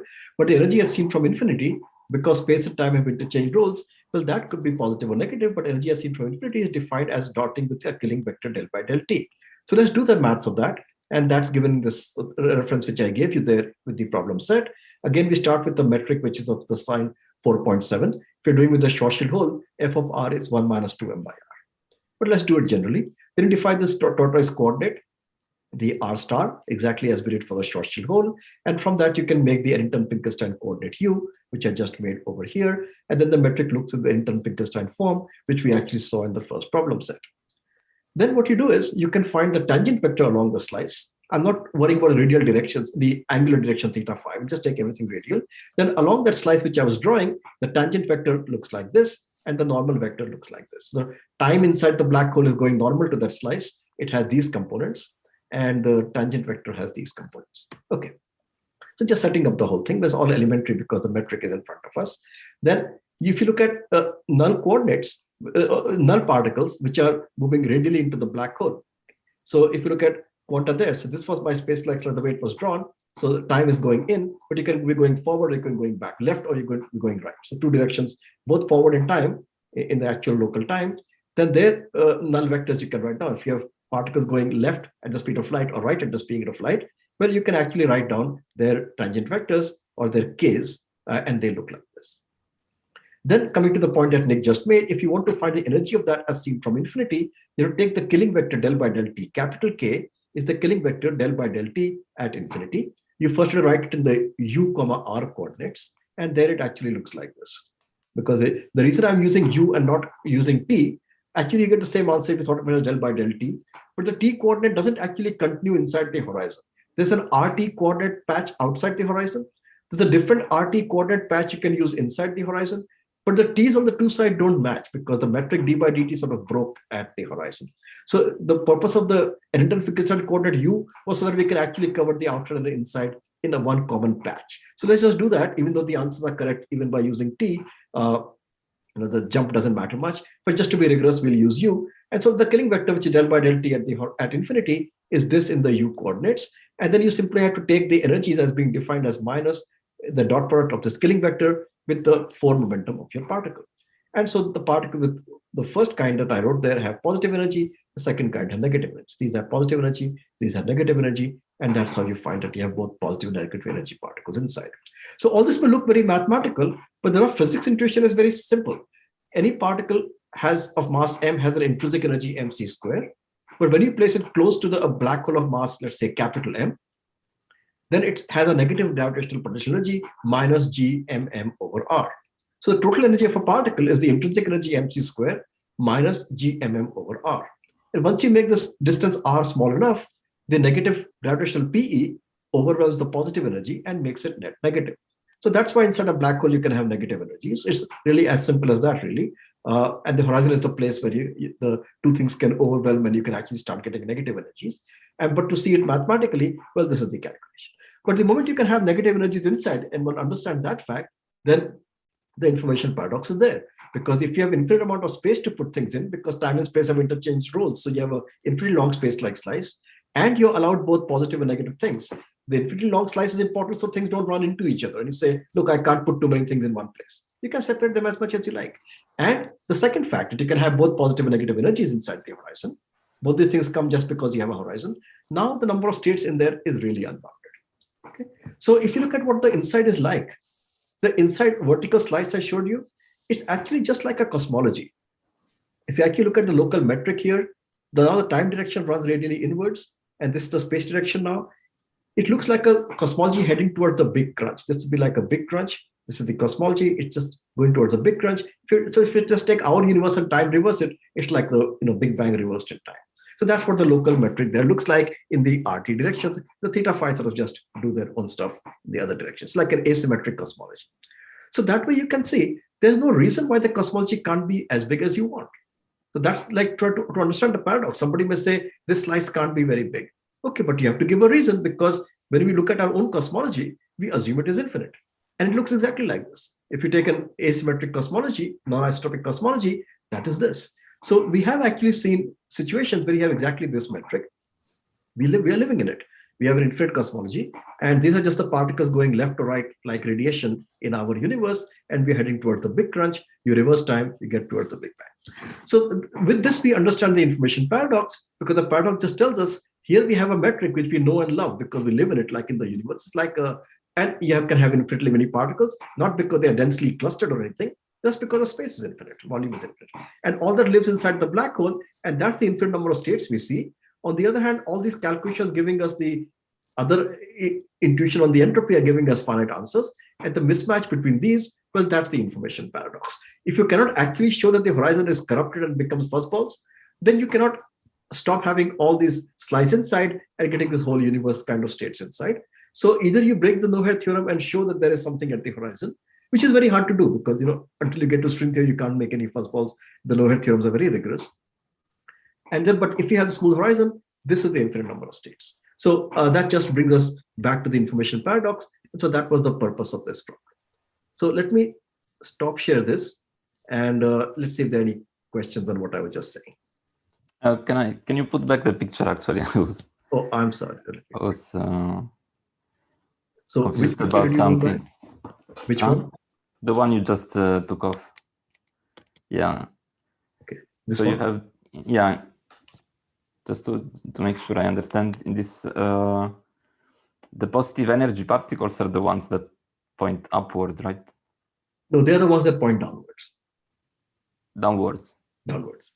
But the ones that are negative energy are the ones that just fell in the horizon. Just what? The horizon? They fell in the horizon. They just yeah. So the way to understand this picture is that even though the slice looks like drawn downwards, if you put it back in a Penrose diagram, the slice will be horizontal. So just take the slice and move it back up. Okay, move it to a horizontal slice. Okay, then the particle which seems to be going downwards, when you see it going leftwards. The what looks down here is actually going left on the slice, like away from infinity. So into the singularity. Yeah, so it's falling into the singularity. So that's the infalling particle. So if we draw it properly on a Penrose diagram, because we can't get intuition of what is in or out or forward in time, backward in time, unless we draw a Penrose diagram where the light cones, time points up and the light cones are like this. So just straighten out the slice. Slice is right now the slice is shown like this and going down vertically down. Pull the down part and move it up. So it looks like everything is horizontal. Then you will see the particle which looks downwards here is going towards r equal to 0. So that's the infalling particle. And the particle which is going up in this picture will be a right moving particle. And so the Hawking pairs, so the particle going up here is the right moving particle, which is the Hawking partner. And you can see the outgoing waves which just fall inside the horizon are the negative energy partners of the waves that actually leave. So indeed, the lower particle here, which is pointing up, that's the negative energy member, which I had called C, and the one pointing down, it's not going downwards in time or negative in time. It's actually just going leftwards in space. Does that make sense? Going towards r equal to 0 in space. Yeah, I was just confused that it seems that there are particles that are moving towards the horizon, but it's not. They're not really moving. No, so they are. So no, indeed, they are trying to move towards the horizon, but they're not getting there. So the point is, you have to see. You can't see where they have gone till I draw the next slice, right? You have to draw the evolution and draw the next slice. So indeed, the particles drawn at the bottom of this picture, they are trying to move outwards. But in the black hole, the light cones point purely inward. The light cones are tilted in, right? So in the light cone, there are particles trying to still fall in. They're like, they're trying to go in as much as they can. And the particles are trying to go out, but they still can't go out. The particles are trying to go out, but still getting dragged in. Those are the ones at the bottom of this picture. I see. So they're trying to go out, but they'll still not make it out. Yeah, there's language here, I think, is a big barrier to having the right picture. So people often say the Hawking process is one where you create a pair near the horizon and one member escapes to infinity and the other falls into the black hole. And what I think is left unsaid there is that this pair actually is something where I guess it's trying to go out towards both members of the pair are sort of skimming the horizon, one slightly outside, one slightly inside, and they're gradually getting sort of tidally separated, but they're both traveling along the horizon. So from the point of view of the standard Penrose diagram, they're both moving to the right. Yes. I just drew that clear there, right? So this is the negative energy particle. And so on a complete space-like slice, this guy is still going right. This is the one I've drawn at the bottom of the picture, but this is still going right. If you throw a particle in, it will be going left, right? So that's what I was calling the A's. So if you throw a particle in that's going left, that has positive energy. It has positive energy because it came in from outside, also has kinetic energies, like radially, it has some radial energy also. This guy, the C, which is going this way on that slice, they have negative energy. And so but they still fall inside because they can't escape the singularity. But they were both members of the outgoing pair. One guy just made it out, one guy didn't make it out. But you can see they were both outgoing. In the Ellington Finkelstein, when you draw this part of the slice, just turn it over here. So you take the slice and you just bend it down. So this slice, you bend it down like this, make it come down like this. So something going in becomes this, right? And something going out like this, it becomes like this. That's just the way it is bent. That's just the way to bend it. But and the Penrose diagram should really straighten it out like this. Once you straighten it out, they're just right moving, left moving. This side is R equal to 0. This side is R equal to 20. So indeed, the members have fallen exactly as Emil was just saying. It's what's important is that it's somebody, the infalling member of the pair is somebody who was trying to go out but fell in because it couldn't make it out. But just inside the horizon, so it couldn't make it out. Okay, thanks. Samir, can I ask you a question? Yeah, go ahead. In this argument, where are your particles A coming from, and are there infinitely many of them? Because if you have about infinitely many particles, isn't it not surprising that you have infinitely growing entropy? No, so that's the point, right? To actually see the paradox, you have to do one of a few different things, which are all equivalent. So the one way to do the paradox is you take a black hole of some mass m, and you let it keep evaporating. So it's emitting these particles B, they're infalling members C, and you also keep throwing in members A at the same rate at which the black hole is evaporating, right? So now you can keep increasing the entanglement of the outside with the inside to become bigger and bigger till you make it bigger than S Bekenstein. See, if you never make it bigger than S Bekenstein, somebody would say, maybe it's okay. If the black hole has entropy as Bekenstein, I can at least entangle with it up to S Bekenstein. Or so if I just entangle with it up to, let's say, half S Bekenstein, I'm not in any trouble right now. But the point is, I can make the entanglement more than S Bekenstein. To do that, I keep letting radiation come out and I keep feeding it in. So the black hole mass stays at M. But you see that the A's are going in and the C's are also, what's happening as you keep doing the process of feeding the black hole and evaporating it is that more and more particles B's are collecting outside. More and more C's are collecting in here, C1, C2, and more A's are also collecting here because I'm throwing them in. So the A's have nothing to do with entanglement right now. Let's not worry about their entanglement.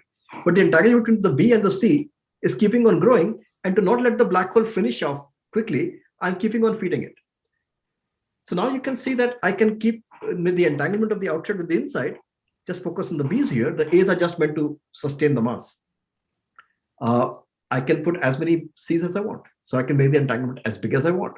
So even though my black hole has mass M and the entropy is a finite number, A by 4G, the amount of entanglement I can do with this black hole is infinite. I can keep doing this. This is the paradox. Okay, but how is that different than if I had a burning coal and I just kept feeding it more and more and it just kept on burning? So with a burning coal, if you keep feeding it, then the entanglement doesn't actually keep growing. So if you have the coal here, then what is happening is the first particle comes out, maybe entangled with something here. There's B and there is C, right? And then the point is, if I throw something else in, then what comes out of it is the mass of the coal is just something fixed. Then you can see at some point, whatever you threw in here, the A, because the A gets shuffled in, at some point what has to come out is either the information of the C or of the A. They can't just keep collecting there because okay, I understand it, yes. The same guys which you throw in have to come out.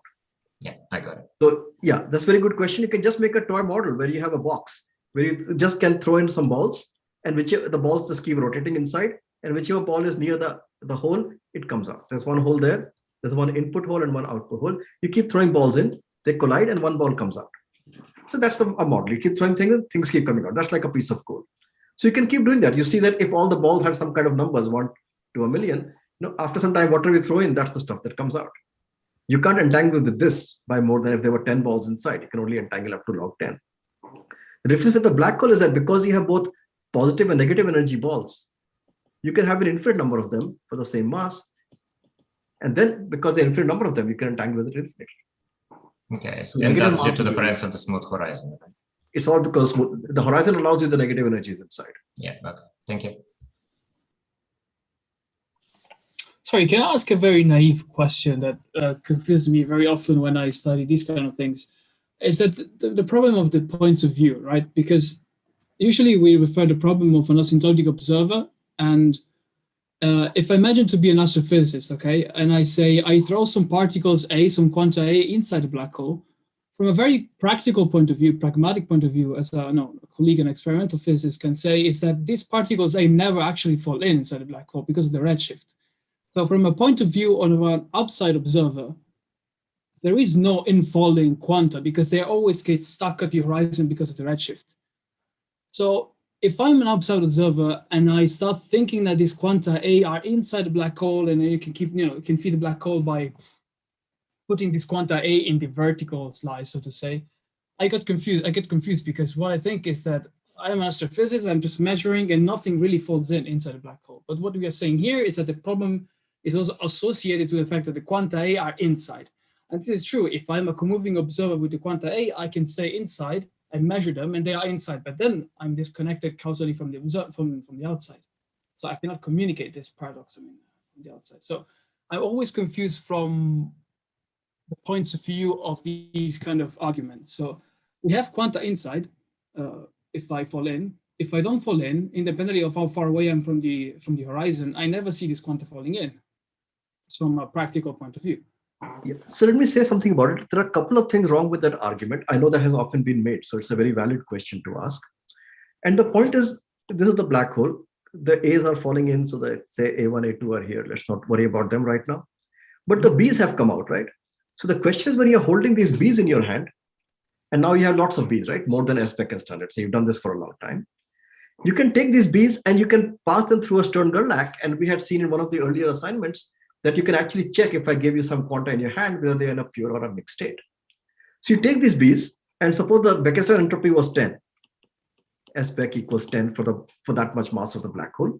And now I've kept feeding this and getting this out. So now I have, let's say, 100 of these guys outside. And I pass them through a Stern-Gerlach, and I find that it's in a mixed state. Its entanglement entropy is 100. So now I have a problem. I have something here whose total mass, including the A and the C and everything, the total mass of that only gives an S spec of 10. But I have entangled with that by looking at the B's by an entanglement entropy of 100. And so now you have got to go and ask how this happened. I don't even care whether the A's are hanging outside in some way of slicing the geometry, right, or they're hanging inside in some way of doing the geometry. I don't care. I'm just looking at it as a black box at R equals 4m. Just look at everything happening inside R equals 4m, not even going inside that. Don't care where the things are, how you slice it inside. These particles are infinity. I have managed to get 100 of them. I pass them through a Stern-Gerlach, and they are maximally entangled. My entanglement entropy is 100 log 2. It's entanglement entropy is 100 units. And with that much mass, the Gibbons-Hawking answer told me I have only an entanglement entropy of 10. The entropy is 10, so I can at most entangle by 10. This is the paradox. Yeah, but I can see one thing, because from my point of view, again, of an outside observer, I see the mass as time dependent, because if I see very close to the horizon at very, very old time, I don't have, say, the quanta A2, A3, A4, but only A1. So the mass that I'm connecting to, I'm collecting B1, and I send A1 very close to the horizon. So very back in time, where I only have A1 and B1, have the mass of the surrounding area of the black hole just to be the mass of the black hole plus A1. If I wait enough, and I also have B1 and B2, I also include the quanta A2. So the problem is that if I trace it, okay, the entropy of the black hole is taking into account only the C quanta, right? Or also the A quanta that I'm putting in. So is the entropy of the infalling quanta taken into account or not? So you can, the A's didn't carry any entropy in the way I did it. So I'm fine with it either way. But the way to phrase the question is, you take the entropy of everything inside 4m. Take that as a system. Entropy of everything inside 4m, and ask for its entanglement of with everything that is outside 10m. Okay, so outside 10m are all my B's. and let's ask for the entanglement of everything which is inside 4M. Okay, that's the way to phrase the question. And why, when the mass available is only M in this entire region, why am I, which is 10 units, which gives an entropy of 10 units by the Gibbons-Hawking, why am I able to find these quanta, put them in a Stern-Gerlach and find that I have 100 quanta and that their entanglement is 100 M? If these guys had been, if this was a piece of coal, and I pass this 100 quanta which have come out, I've kept on feeding and evaporating the whole thing and so on, I passed them through, I would have found stuff is actually entangled with only 10. These guys are all entangled with each other, not with the inside.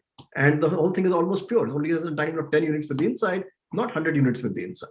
But I pass them through a Stern-Gerlach, I find their entanglement is 100. Yeah. And the mass here only has an entropy 10, and that's my problem. Mm-hmm. I think it's also worth saying that hidden in the premise of the question is a use of the Schwarzschild coordinates. Saying that something never falls in is basically, I think as Samir was saying, slicing the geometry using the Schwarzschild frame. So you're really,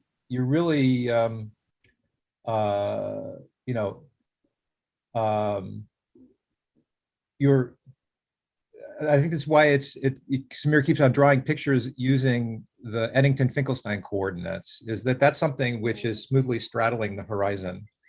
Now, if you really want to make this, a question about, what an observer would see, well, actually, what happens as the observer watches something falling into the black hole, it redshifts, and so you lose track of it at some point, because all your section of the instrument. All your instrumentation sitting some fixed radius far away just sees something, there's some quasi-normal modes and the thing just rings down, after some time and is indistinguishable from the black hole you started with. So indeed, if you sort of say, I'm not going to resolve anything, whose fluctuations or wiggles are, lower energy than some amount, then for all practical purposes, what you sent in has gone in and has become part of the black hole because it's rung down to the black hole state within your experimental resolution. And then you just watch stuff come out. And so your B quanta come out, and the stuff that went in is indistinguishable from the black hole you started with. And as Samir says, you just treat it like a black box. I agree absolutely. Once you also take into account the fact that the black hole is shrinking and so on, it's very hard to say that something came close to the horizon and then sort of got stuck there. That's the picture where the black hole has no back reaction. But once you say there's negative energy there, and the black hole is shrinking, and you do all that, then indeed you can't distinguish something being just outside the horizon from actually being inside it. But I think the slicing you are using is like the one I've drawn on this slide here, drawn on this iPad here. So you can do that. So then all the infalling particles are caught very close to the horizon, but it doesn't affect the argument because you can use this slicing, or you can use the one I was using, the intensification or any smooth one. I was using this slicing, but it's completely irrelevant how you slice this part, right? The whole point is that the guys out here, their entanglement with whatever is in here is too much. You can catch them on this slice like your slice, or you can catch them here like my slice. It's fine either way. But how can you fine tune it so that you match what's going in with what's coming out, so that you can be sure that you're actually measuring or over measuring what's supposed to come out? Don't you need a fine tuning, and how to ensure that? And the question therefore boils down to whether such a fine tuning can actually be possible, right? Let me understand the question. So you're saying, how do I know I'm feeding the black hole at exactly the same rate at which it is evaporating? That's right. Yeah, very good question. No, I'm not trying to do exactly that, right? I'm not trying to say when one particle comes out, have I thrown one in so the black hole mass never fluctuates? It's just on average the same rates. It's like a body is radiating some heat. I just throw in particles at the same rate. Sometimes the mass of the black hole might go to m plus the mass of a couple of quanta because it added 2 more without emitting. The next minute it may go down to mass of black hole minus 2 quanta because it emitted 2 and I didn't manage to put something in quickly enough. So it hovers around m plus or minus a few Hawking quanta. That's what I mean. But doesn't this rate actually increase as the mass decreases, and therefore at some point where the paradox would actually become sharp, you actually can't say that I can throw in at even the average rate at which the thing is supposed to come out, and therefore I can't see the paradox simply because I can't be sensitive to the huge rate at which things should have gone in if they have to match things without when the black hole becomes too small. This would be okay as long as I think I understand the question. Yeah, so that's exactly the purpose of doing it this way, of keeping on feeding the black hole, is to exactly not get into that puzzle. So what I'm doing is, as if I keep feeding the black hole so its mass remains around, let's say, 1 solar mass, its rate of radiation doesn't actually become faster. Its rate of radiation remains the same. And so I don't actually want to get to the issues of the endpoint of evaporation. Then you can also show that if you get to the endpoint evaporation, there's no way to resolve the puzzle and so on. That's a different thing. But to avoid exactly the kind of endpoint issues you're talking about, if I keep feeding the black hole while keeping its mass at, let's say, 1 solar mass, then its rate of radiation also remains same. It's not going to get any faster, because rate of radiation is determined only by the Schwarzschild radius. So that's how I get past exactly what you're asking. So the process is that I can throw in stuff to keep the black hole sufficiently big, and therefore Hawking radiation is sufficiently low rate. Yes. So that everything remains semi-classical. That's what's being said. Absolutely. And it's in that framework that the paradox appears. Yeah, that's the simplest way to see it. I mean, you can also let the black hole ever do other things, but the simplest way to see it is to keep throwing things at the same rate till you entangle by, let's say, 10 SBEC, and then you already found with many other arguments the entropy is SBEC, and you say, how can I entangle with 10 SBEC when there are no more than SBEC states? Yeah, Samir, don't I run, if you, in the slicing you drew that stays completely outside the horizon, I think you may have some technical difficulty actually computing the Hawking radiation part of the process, right? Because the Hawking process involves, looking at the vacuum near the horizon in some kind of free fall frame, and then converting that to the outgoing coordinate system. No, I agree. And if your coordinate slicing doesn't actually straddle the horizon, I think it would be actually rather hard to compute the B and C quanta, because the C quanta are inside. So if your slicing never goes inside, how are you going to calculate Hawking radiation? Yeah, no, I think I didn't draw it very well. I think I can keep it outside after the shock wave, and here it has to come in here, I think. Yeah. It has to come in here, yeah. But it's still a very bad coordinate system to compute in, because it's like very singular there. It's not, the whole calculation will be only using good slices, which is the one that Hawking used, right? If it's not a good slice, you wouldn't know how to do QFT very well here. But of course, in principle, if it's a complete space-like slice, it captures everything. But I didn't draw it very well. After the shock in here, I think it comes in here. So you can use it, but of course you shouldn't. It's not a good slice. We should move on to the last part of the discussion, which is the rest of problem 6, right? Okay, let me just try to get to that. Give me a second. Just trying to find my. Okay, so I won't say much about it, because next time when we're doing a general discussion, we can pick up on this again. But just to summarize, the whole idea was, like, now we have to come back to what the island people are doing. And so if you look at their island formula, at first it looks a little confusing, because it's a little complicated looking formula. But in the end, it says something which is just like equation 12. So this is something that Beckester and others had conjectured long back, that in any region of space which has a boundary area A, you can't put more entropy than A by 4G. Suppose you make that as a conjecture. Well, then of course you don't have any puzzle. You solved it by conjecture, because if you can't have more than entropy A in that region, then of course you can't entangle with it more than entropy A, and then you never have any puzzle. So of course the puzzle is that when you actually make the Lorentzian construction we just saw, you can actually put more than this many states. But suppose somebody were to say, oh, for some reason this happens, that's my conjecture. That's equal to sort of not solving the puzzle, but saying in some way it is solved. But what we'll now go and see is, we're going to take a look at this, the island formula, and say it actually says exactly the same thing. It just looks a little more confusing, but it says the same thing. So let me find it on my screen and then try to screen share it. What equation number have I given there? Give me a second. I've asked people to look at equation number 6.1. 6.1. Okay, so I'll go to 6.1 on my slide.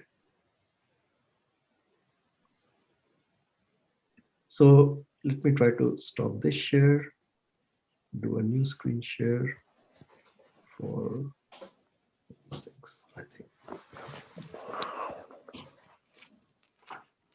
Okay, does my section 6 show up there? Yep. Okay. So the idea of the entropy formula is that you say the following is the maximum entanglement you can have with some region. That's what we're trying to say, right? If I give you some region bound by area A, how much can you entangle with it? And our puzzle is that if the entropy is S, you shouldn't be able to entangle more than S. But in the semi-classical picture, we have been able to see you can especially construct states which are more than in any amount. And therefore, if you have the states, you can entangle with them. You can just take this state times something plus this state times something. You can make the entanglement as much as you want. So the formula says you take the minimum of the following two values. One is the area. Okay, so you can't entangle more than the area. And the other is, okay, something called S outside. We'll come in a minute with what it is. But what this actually ends up saying is that the entanglement in some region cannot become more than the area because you have to take the smaller of these two numbers. Okay, so suppose the entanglement actually became, suppose the area was 10, and suppose somebody were to say, I have made this semi-classical picture where I can actually show you 100 states so that I can explicitly make a state which is entangled by 100. You say, no, the entanglement has to be the minimum of the actual entanglement you're seeing, which is 100 and this 10. And so you have to take this this amount 10. Okay, so you're somehow it's the same statement as saying that you take they're not they're minimizing over the sum of those two quantities. They're not minimizing over the choice of two quantities. Yeah, so let me just go back to saying where they write as the minimum. So yeah, no, I remember. I think I know that's the wrong formula, but okay, let's.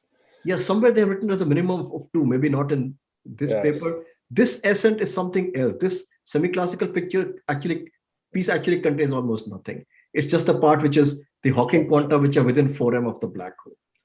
So let's just ignore this extra piece they've added. So they'll look at all possible surfaces and say that they'll minimize it to get the whichever gives the minimum value, whichever surface gives the minimum of the area. And then that is the entropy that you can have. So then we can pick this up in more detail next time when we start doing the analysis of the island formula.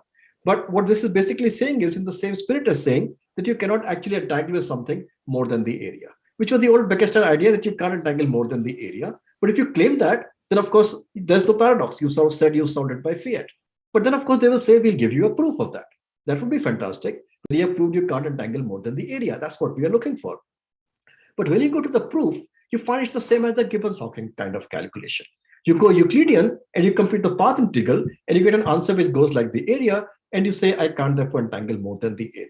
So we'll have to see exactly what they do because it's in the Gibbons-Hawking spirit, but it's an entanglement entropy Euclidean calculation rather than the path integral Euclidean calculation. So that we'll have to see, but it's exactly the same spirit. So we are back in the same circular story that if you accept the Gibbons-Hawking Euclidean calculation as correct as given the count of states, you never had a problem in the first place. If you accept the kind of Beckstein idea that never more than S-spec idea, area and number of states in a given place, again, there was no problem. Saying that not more than the area is like this equation 6.1 you see here. When you see the proof of 6.1, it's like the Gibbons-Hawking calculation. So none of them are actually addressing the information puzzle because the puzzle is that when you go to the Lorentzian, you can actually see all the more than S-spec states in front of you, right? So we can pick this up next time, but the purpose of the entire assignment we did today was that you can understand the Euclidean calculation and where it comes from. And we've known that all the way from 1976. And that doesn't solve the puzzle because that just tells you what the puzzle is. And the new calculations are basically, in some sense, reformulating the idea that you can't have more than that much entropy in an area, which was just an idea, but you can't prove that. And for the proof, you're back to the old Gibbons-Hawking, which again is not a proof. So the old calculation we did today will just help us to understand what these papers are saying. So let me not take you through more details of this until we next time actually calculate the replica trick and so on. So what I would plan to do next time was not give you an assignment, but just show you what replicas mean, how they actually use the replicas to calculate the Euclidean section, and how they get an answer from that, and why they say it gives them a page curve and so on. But in the end, I would like to argue that it's exactly as much as the Gibbons-Hawking. So it doesn't solve any puzzle. So this is all I meant to say. But if people have questions or comments, please. So I have a question. I mean, yeah. Sorry, go ahead. I think. Okay, thank you. So for the Euclidean calculation, what we did was we didn't consider the interior of the black hole, right? But for the Lorentzian calculation, we also consider the interior of the black hole. Why are we really comparing the entropy of the Euclidean with the Lorentzian? Because I think there should be a mismatch, right? So that is exactly where the mismatch comes from, right? But the reason we thought that the Euclidean will tell us something about Lorentzian is that in normal systems, the Euclidean can help us get the partition function, because taking the path integral over Euclidean with e to the minus beta h trace, that just gives a one loop path integral, and that path integral gives us the partition function. And the partition function has the counter states in it, because if you compute trace e to the minus beta h, you see the e to the minus beta e suppression factor, which because you put it by hand, e to the minus beta h, but it's multiplied by the number of states running in the loop, which is the number n, the counter states. So somehow the entropy is hiding in the path integral, because you can write the value of the path integral as e to the power s, which is the counter states n minus beta e. So from the partition function, Euclidean partition function, we normally think we can get the entropy. Now in this case, it's somehow not working out. You can do that and get the entropy, get an entropy. But it is true that entropy doesn't actually capture the inside, because the black hole cut off outside. So something very funny is going on. It's not actually seeing the place where the problem comes from.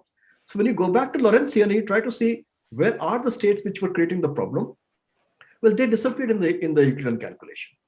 So that's exactly right. Normally for a normal system, it would work. Whatever the actual counter states, you make the states one by one for Ising model, count them, and then if you take a Euclidean partition function, you compute it.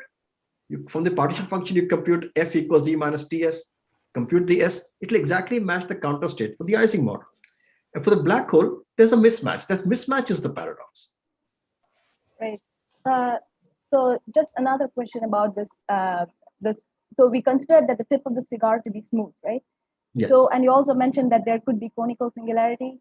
And so whatever result that we're getting from the Euclidean, the finite result, we might have a different result, right? We might have to compare that with whatever we get from the Lorentzian, could be? It could be. See, the Euclidean calculation is always suspect in the sense that we don't actually understand why it works, right? For the black hole. For a normal system, we know e to the minus beta is just a partition function. We know what we are doing. With gravity, because the metric got involved and the metric cut it off like a cigar and threw away the inside, we don't actually know what we are doing. We don't actually know whether it should be smooth at the tip, right? We're just sort of following our nose and seeing what we can get. And if the Gibbons-Hawking answer had come out to be something different from what we got from problem 1 today, people would have forgotten about it. But the fact that it actually gives the same answer makes you want to believe it in some way, right? So that's why we're trying to fit all this Cardi kind of argument, which I'm writing in the paper and so on. We would like to believe there is some way that all that thing works.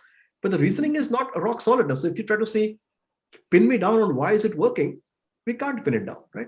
Because we are using the semi-classical gravity, just Einstein gravity to get that answer. But this is the same Einstein gravity which gives the infinite answer also on the other side, the Hawking-Lorentzian side. So same theory itself has a mismatch. So you could say, okay, the theory is not consistent, which is fine. We know string theory is consistent and 3+1 gravity is not. But then you could say, why do you trust the Gibbons-Hawking answer to work in the Einstein gravity? It's one of the nice mysteries that we still like the answer that comes from it. And I've tried to give some reasons for that mystery in that paper I was quoting of mine, where I try to say this channel, that channel, like the Cardi formula. But those are only words. They just try to make you comfortable with it. It's not a proof. So there could be a mismatch then. Like, I mean, in principle, tomorrow somebody could make a slightly different kind of black hole and say the Gibbons-Hawking gives me this, actual counter states is this. I don't think anybody knows really that the tip of the cigar always has to be smooth and always has to give the answer.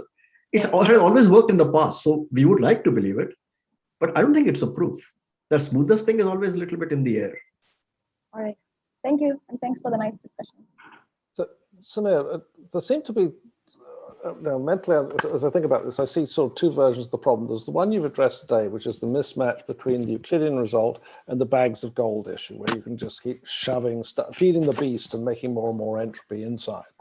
But then there's the other, the sort of zeroth order problem, which is where Hawking started with this, which is, suppose you, for some reason, can manage to make sure a black hole never gets more than area over four in terms of entropy for some reason.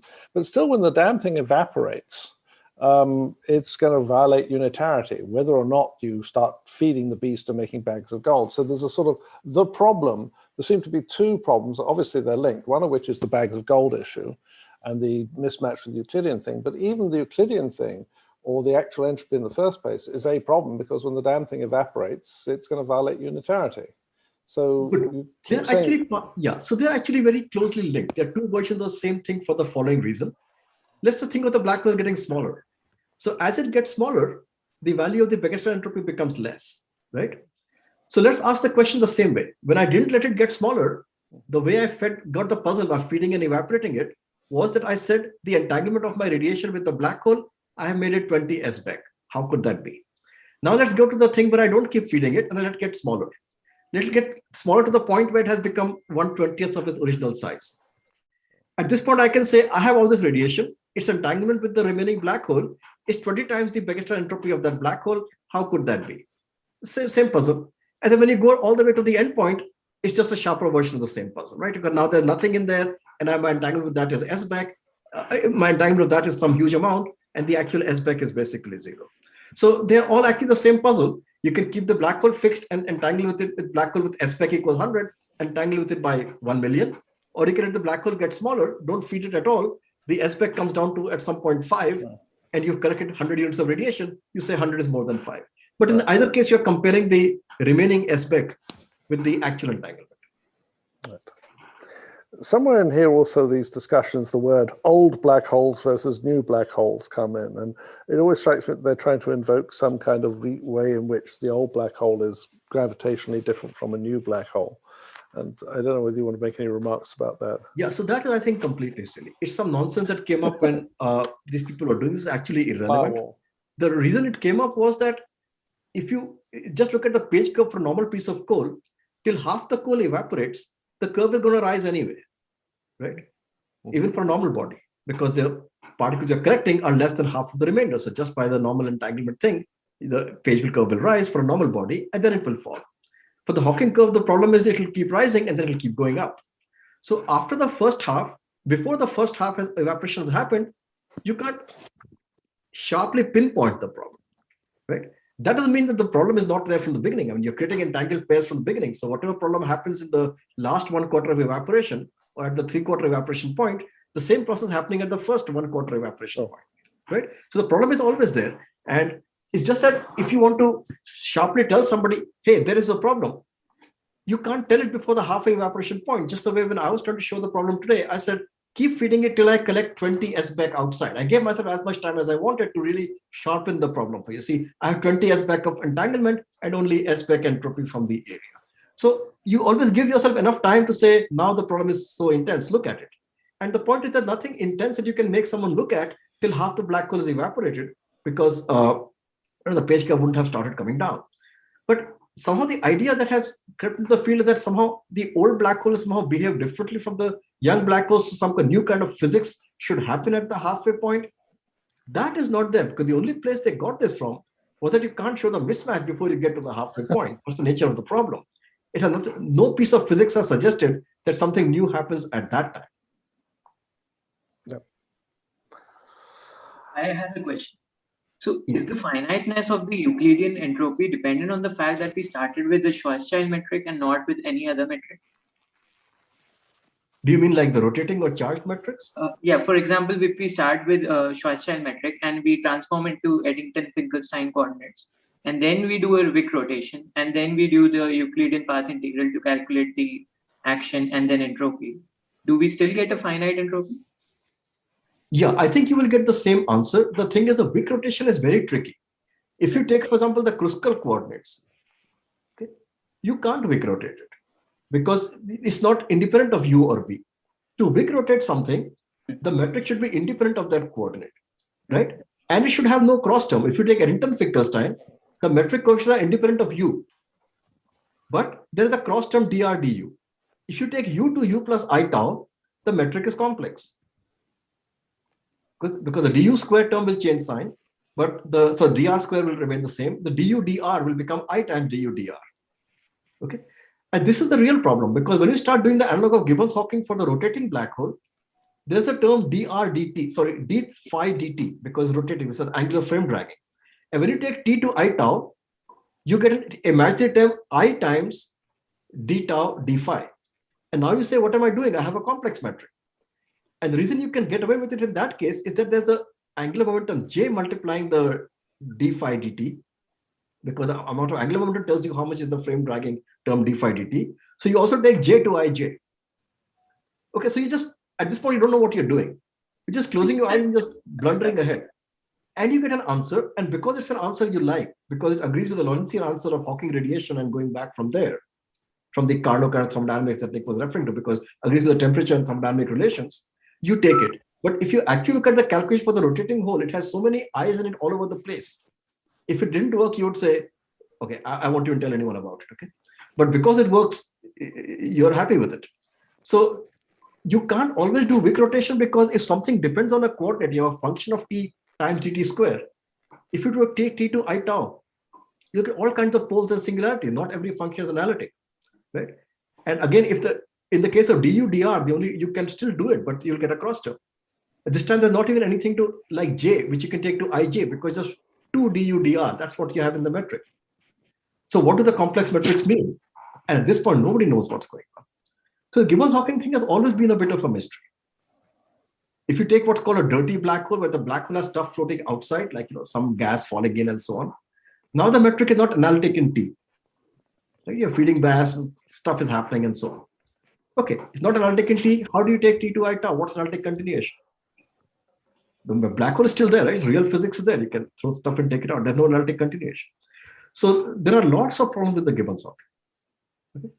But still, because it gives the right answer for rotating charge this, and the answer always agrees with the Hawking radiation answer, all dimensions, you would like to believe it. But if you actually push it as to what the problems are, there are immense problems. Thank you.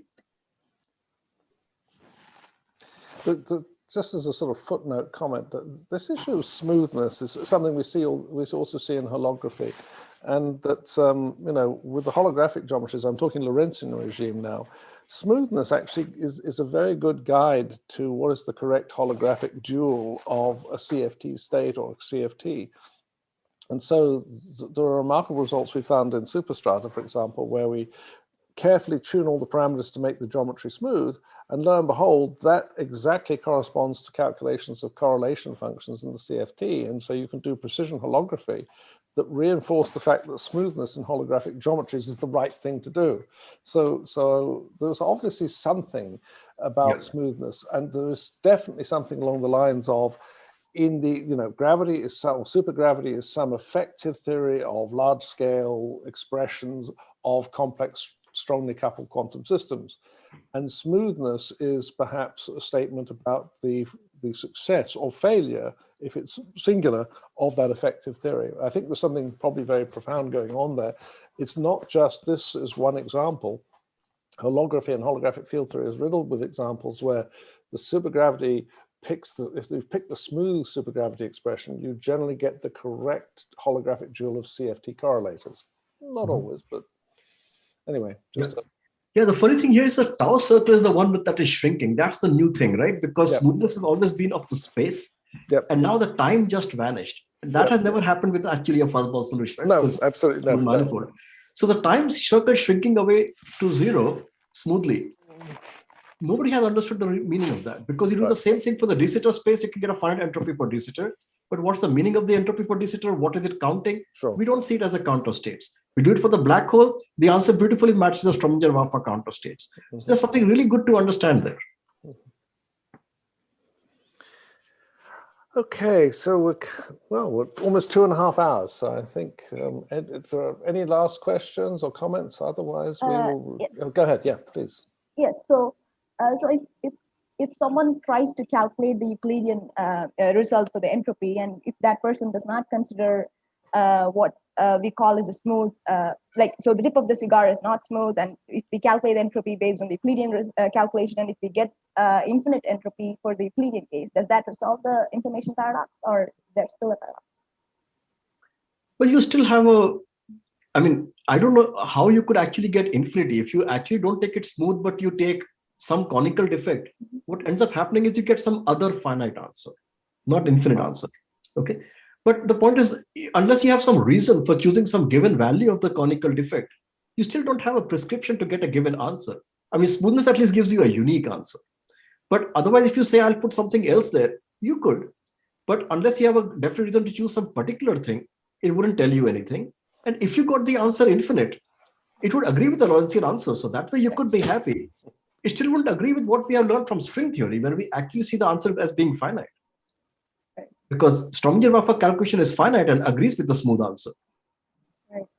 But you mentioned that in the fuzzball proposal also we considered the smoothness of I don't know, the smoothness is somewhat related to what we have considered in string theory as well, right? So that's the difference. So that was smoothness in the space direction. So Nick was making a very general comment that smoothness has worked in many, many places as a very good guide. So yes, we would like to take it there also. It must mean something. It would be very nice if it means something. Absolutely. We don't quite know what it means because this time the smoothness is in the tau direction closing off, but smoothness in the other spatial directions closing off just means like you have a smooth origin of plane polar coordinates. And that, as Nick was saying, is a guide to actually find fuzzball solution. That's how the JMART found their solution. They actually imposed smoothness inside and they got all the beautiful JMART solutions for non-BPS states and so on. So yeah, we don't actually understand the meaning of that principle, but probably it is a principle that we haven't understood completely. So I think, you know, if I had to express what I think is probably true based on this, and I think it goes in the direction Emil was running earlier, the point is that supergravity, or just gravity, GR, or then by generalization supergravity and perhaps 2B supergravity, it contains a lot of degrees of freedom, but it's still a low energy effective theory. So gravity is a low energy effective theory, supergravity is a slightly better one, and so forth. 2B supergravity is the best of all of them in some sense. And so if you've got low energy degrees of freedom that are effective descriptions of collective modes of the quantum system, then they are faithfully represented within the gravity theory, then that can, the smoothness is a very effective way of sort of trying to see to learn about the relationships between those quantities measured by that effective theory. So I tend to look at GR as, well, an effective theory, but it's a pretty miserable one because it's full of singularities. And it occasionally has these incredible gems like the Gibbons-Hawking result or you know, Gibbons-Perry. It occasionally has these things where it's got just enough degrees of freedom to see something interesting, but it fails miserably everywhere else, like at the horizon. And then supergravity does a bit better, and string theory, of course, hopefully does it perfectly. But supergravity, I think you should think of as still an effective theory of the collective modes, large-scale modes, of essentially string theory. And if it's got enough fidelity to see something, it will see it as some kind of smooth geometry. That's sort of the philosophy I think is true. And when supergravity produces singularities, it means that it doesn't have the fidelity to see the physics that's really going on there. When GR has singularities, it doesn't have the fidelity to see the physics. And I think, you know, 2B supergravity's got a lot more degrees of freedom and it can see a lot more physics than general relativity, but the right answer is almost certainly string theory. So, you know, you take the tool you've got, and the crudest, bluntest instrument in the universe is general relativity. And there are better ones. So that's my political speech for today. Thanks. And there's just a last question. So we actually computed an entropy in the Euclidean calculation and an entropy in the Lorentzian calculation, right? But the entropy that we are computing for the Lorentzian case is something that depends on each and every. So it's something like minus trace rho log rho, and that's how we calculate the entropy for the Lorentzian calculation, right? So are we not computing two different entropies? Like, you know, in the Euclidean calculation, we haven't considered any quantum system, and we haven't we haven't even considered entanglement and the pairs that were created. But so that's the question, yeah. So that's exactly the point, right? Because the whole paradox is coming because, and that's also where all the island people are going in circles. To see the paradox, you have to go to the logical section, see the actual pair creation, because that's where the problem is, and actually see which states have been created because of those entangled pairs. That's the infinite number of states I drew. You can keep feeding and evaporating or any way you like. You see those states, you count them, you imagine them to be entangled with something. They're actually entangled with the outgoing pointer, compute the row from that, and take the trace row log row. Now you can compute the row, take the trace log row, but in the end, it just counts the states. I mean, there's nothing more than the counting the states. So you can count and stop there. Now, for normal systems, you can get the same answer by taking a partition function, by taking a path integral and so on. So for normal systems, the two numbers are equal. Now, the whole mismatch here, the partition function Euclidean answer doesn't actually ever count states. It doesn't do that for the Ising model either. It automatically just sums everything because they're running in the loop. It gives you an answer. It doesn't actually look at the states. But when the two are mismatching, the counter states is the more explicit one in front of you. So now what the island people are doing is they're just doing the Euclidean calculation over and over and saying we get a finite answer. Oh. But that doesn't actually, they never actually look at the pairs, they never use the smooth horizon, they never look at the states, they never compute the row from there, from the actual states and take row log row. They do the analog of the one loop path integral and say, here is a finite answer. As the black hole becomes smaller, the answer is getting smaller. They do more variants of that. So like instead of computing just trace row, they compute trace row square, which means instead of taking a loop, trace row you compute by taking a loop, one loop path integral. You can take the loop, cut it somewhere, join another loop to it, and then trace back. That's like computing trace row square. So then if trace row square is equal to trace row, it's a pure state, you can track all those things. But they're all exactly analogs of Gibbons-Hawking calculation. They will always give you finite answers. None of them are actually coming to the real problem where you actually write the states that you got and then say, hey, there are infinitely many of them. So take the state that you actually get by Hawking radiation, compute the row of that, and then compute trace row log row or counter states or anything you do with that will give you one answer, which is infinity. You do anything Euclidean, it will give you another answer, which is A by 4G. There are no other answers. There's just these two answers. And the island people are always doing the analog of A by 4G and saying, look, this is finite, look, this is finite. They are never actually taking this state and saying what to do with it. So that's what we should go and look at all the papers. And now that we have understood all the calculations, what they involve, we can zoom in on any of them and say, which one is going on. Right. Okay. So what we have to get is the infinite result for the entropy, right? We should never get the finite result. That's what you want to get finite, or you can get finite by a different result, because by a different method. I mean, this Gibbons-Hawking doesn't tell you anything. If you get fuzzballs, you will not have the insight. So the infinity is gone. And then you can count the fuzzballs, and then you can see, now I have a way of getting not infinity because I have no horizon.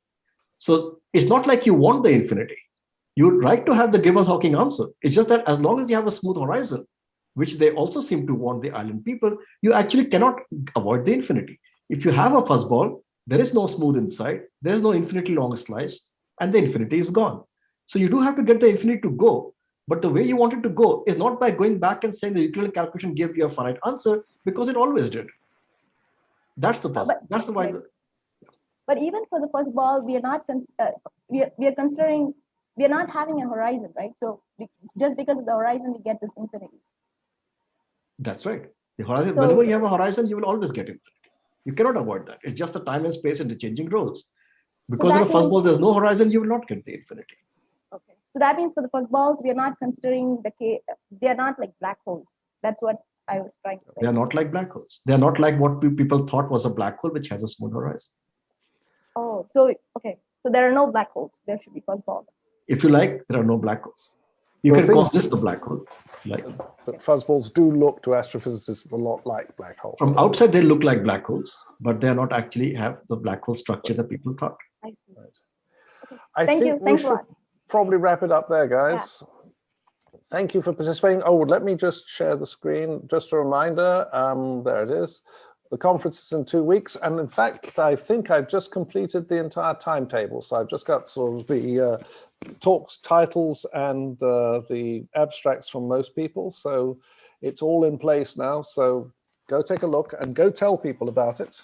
And hopefully we will see you there in a couple of weeks. And next week, I will put on the website, Samir's will be continuing sort of sort of synthesizing what we've done so far. So let's kill the recording and bid each other farewell, perhaps. Okay.